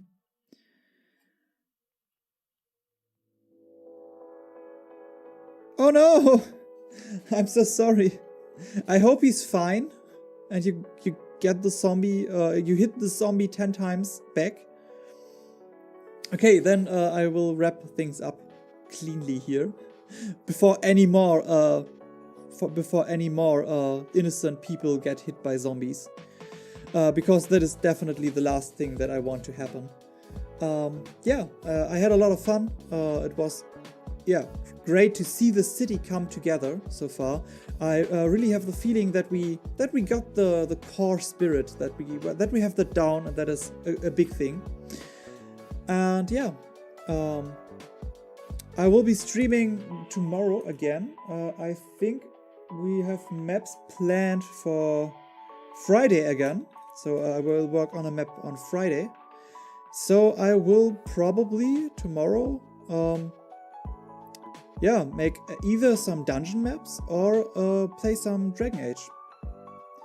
I think I'm up for some Dragon Age, so we will start at 7 p.m. tomorrow, not at 9 p.m. So we have proper time to play Dragon Age without pushing my sleep schedule back and back again. So I hope you join me tomorrow in the Dragon Age stream. Your cartographer for today was Koroc DM, and I hope you have a great evening, day, or nice day wherever you are. And I hope you join me tomorrow. Ciao!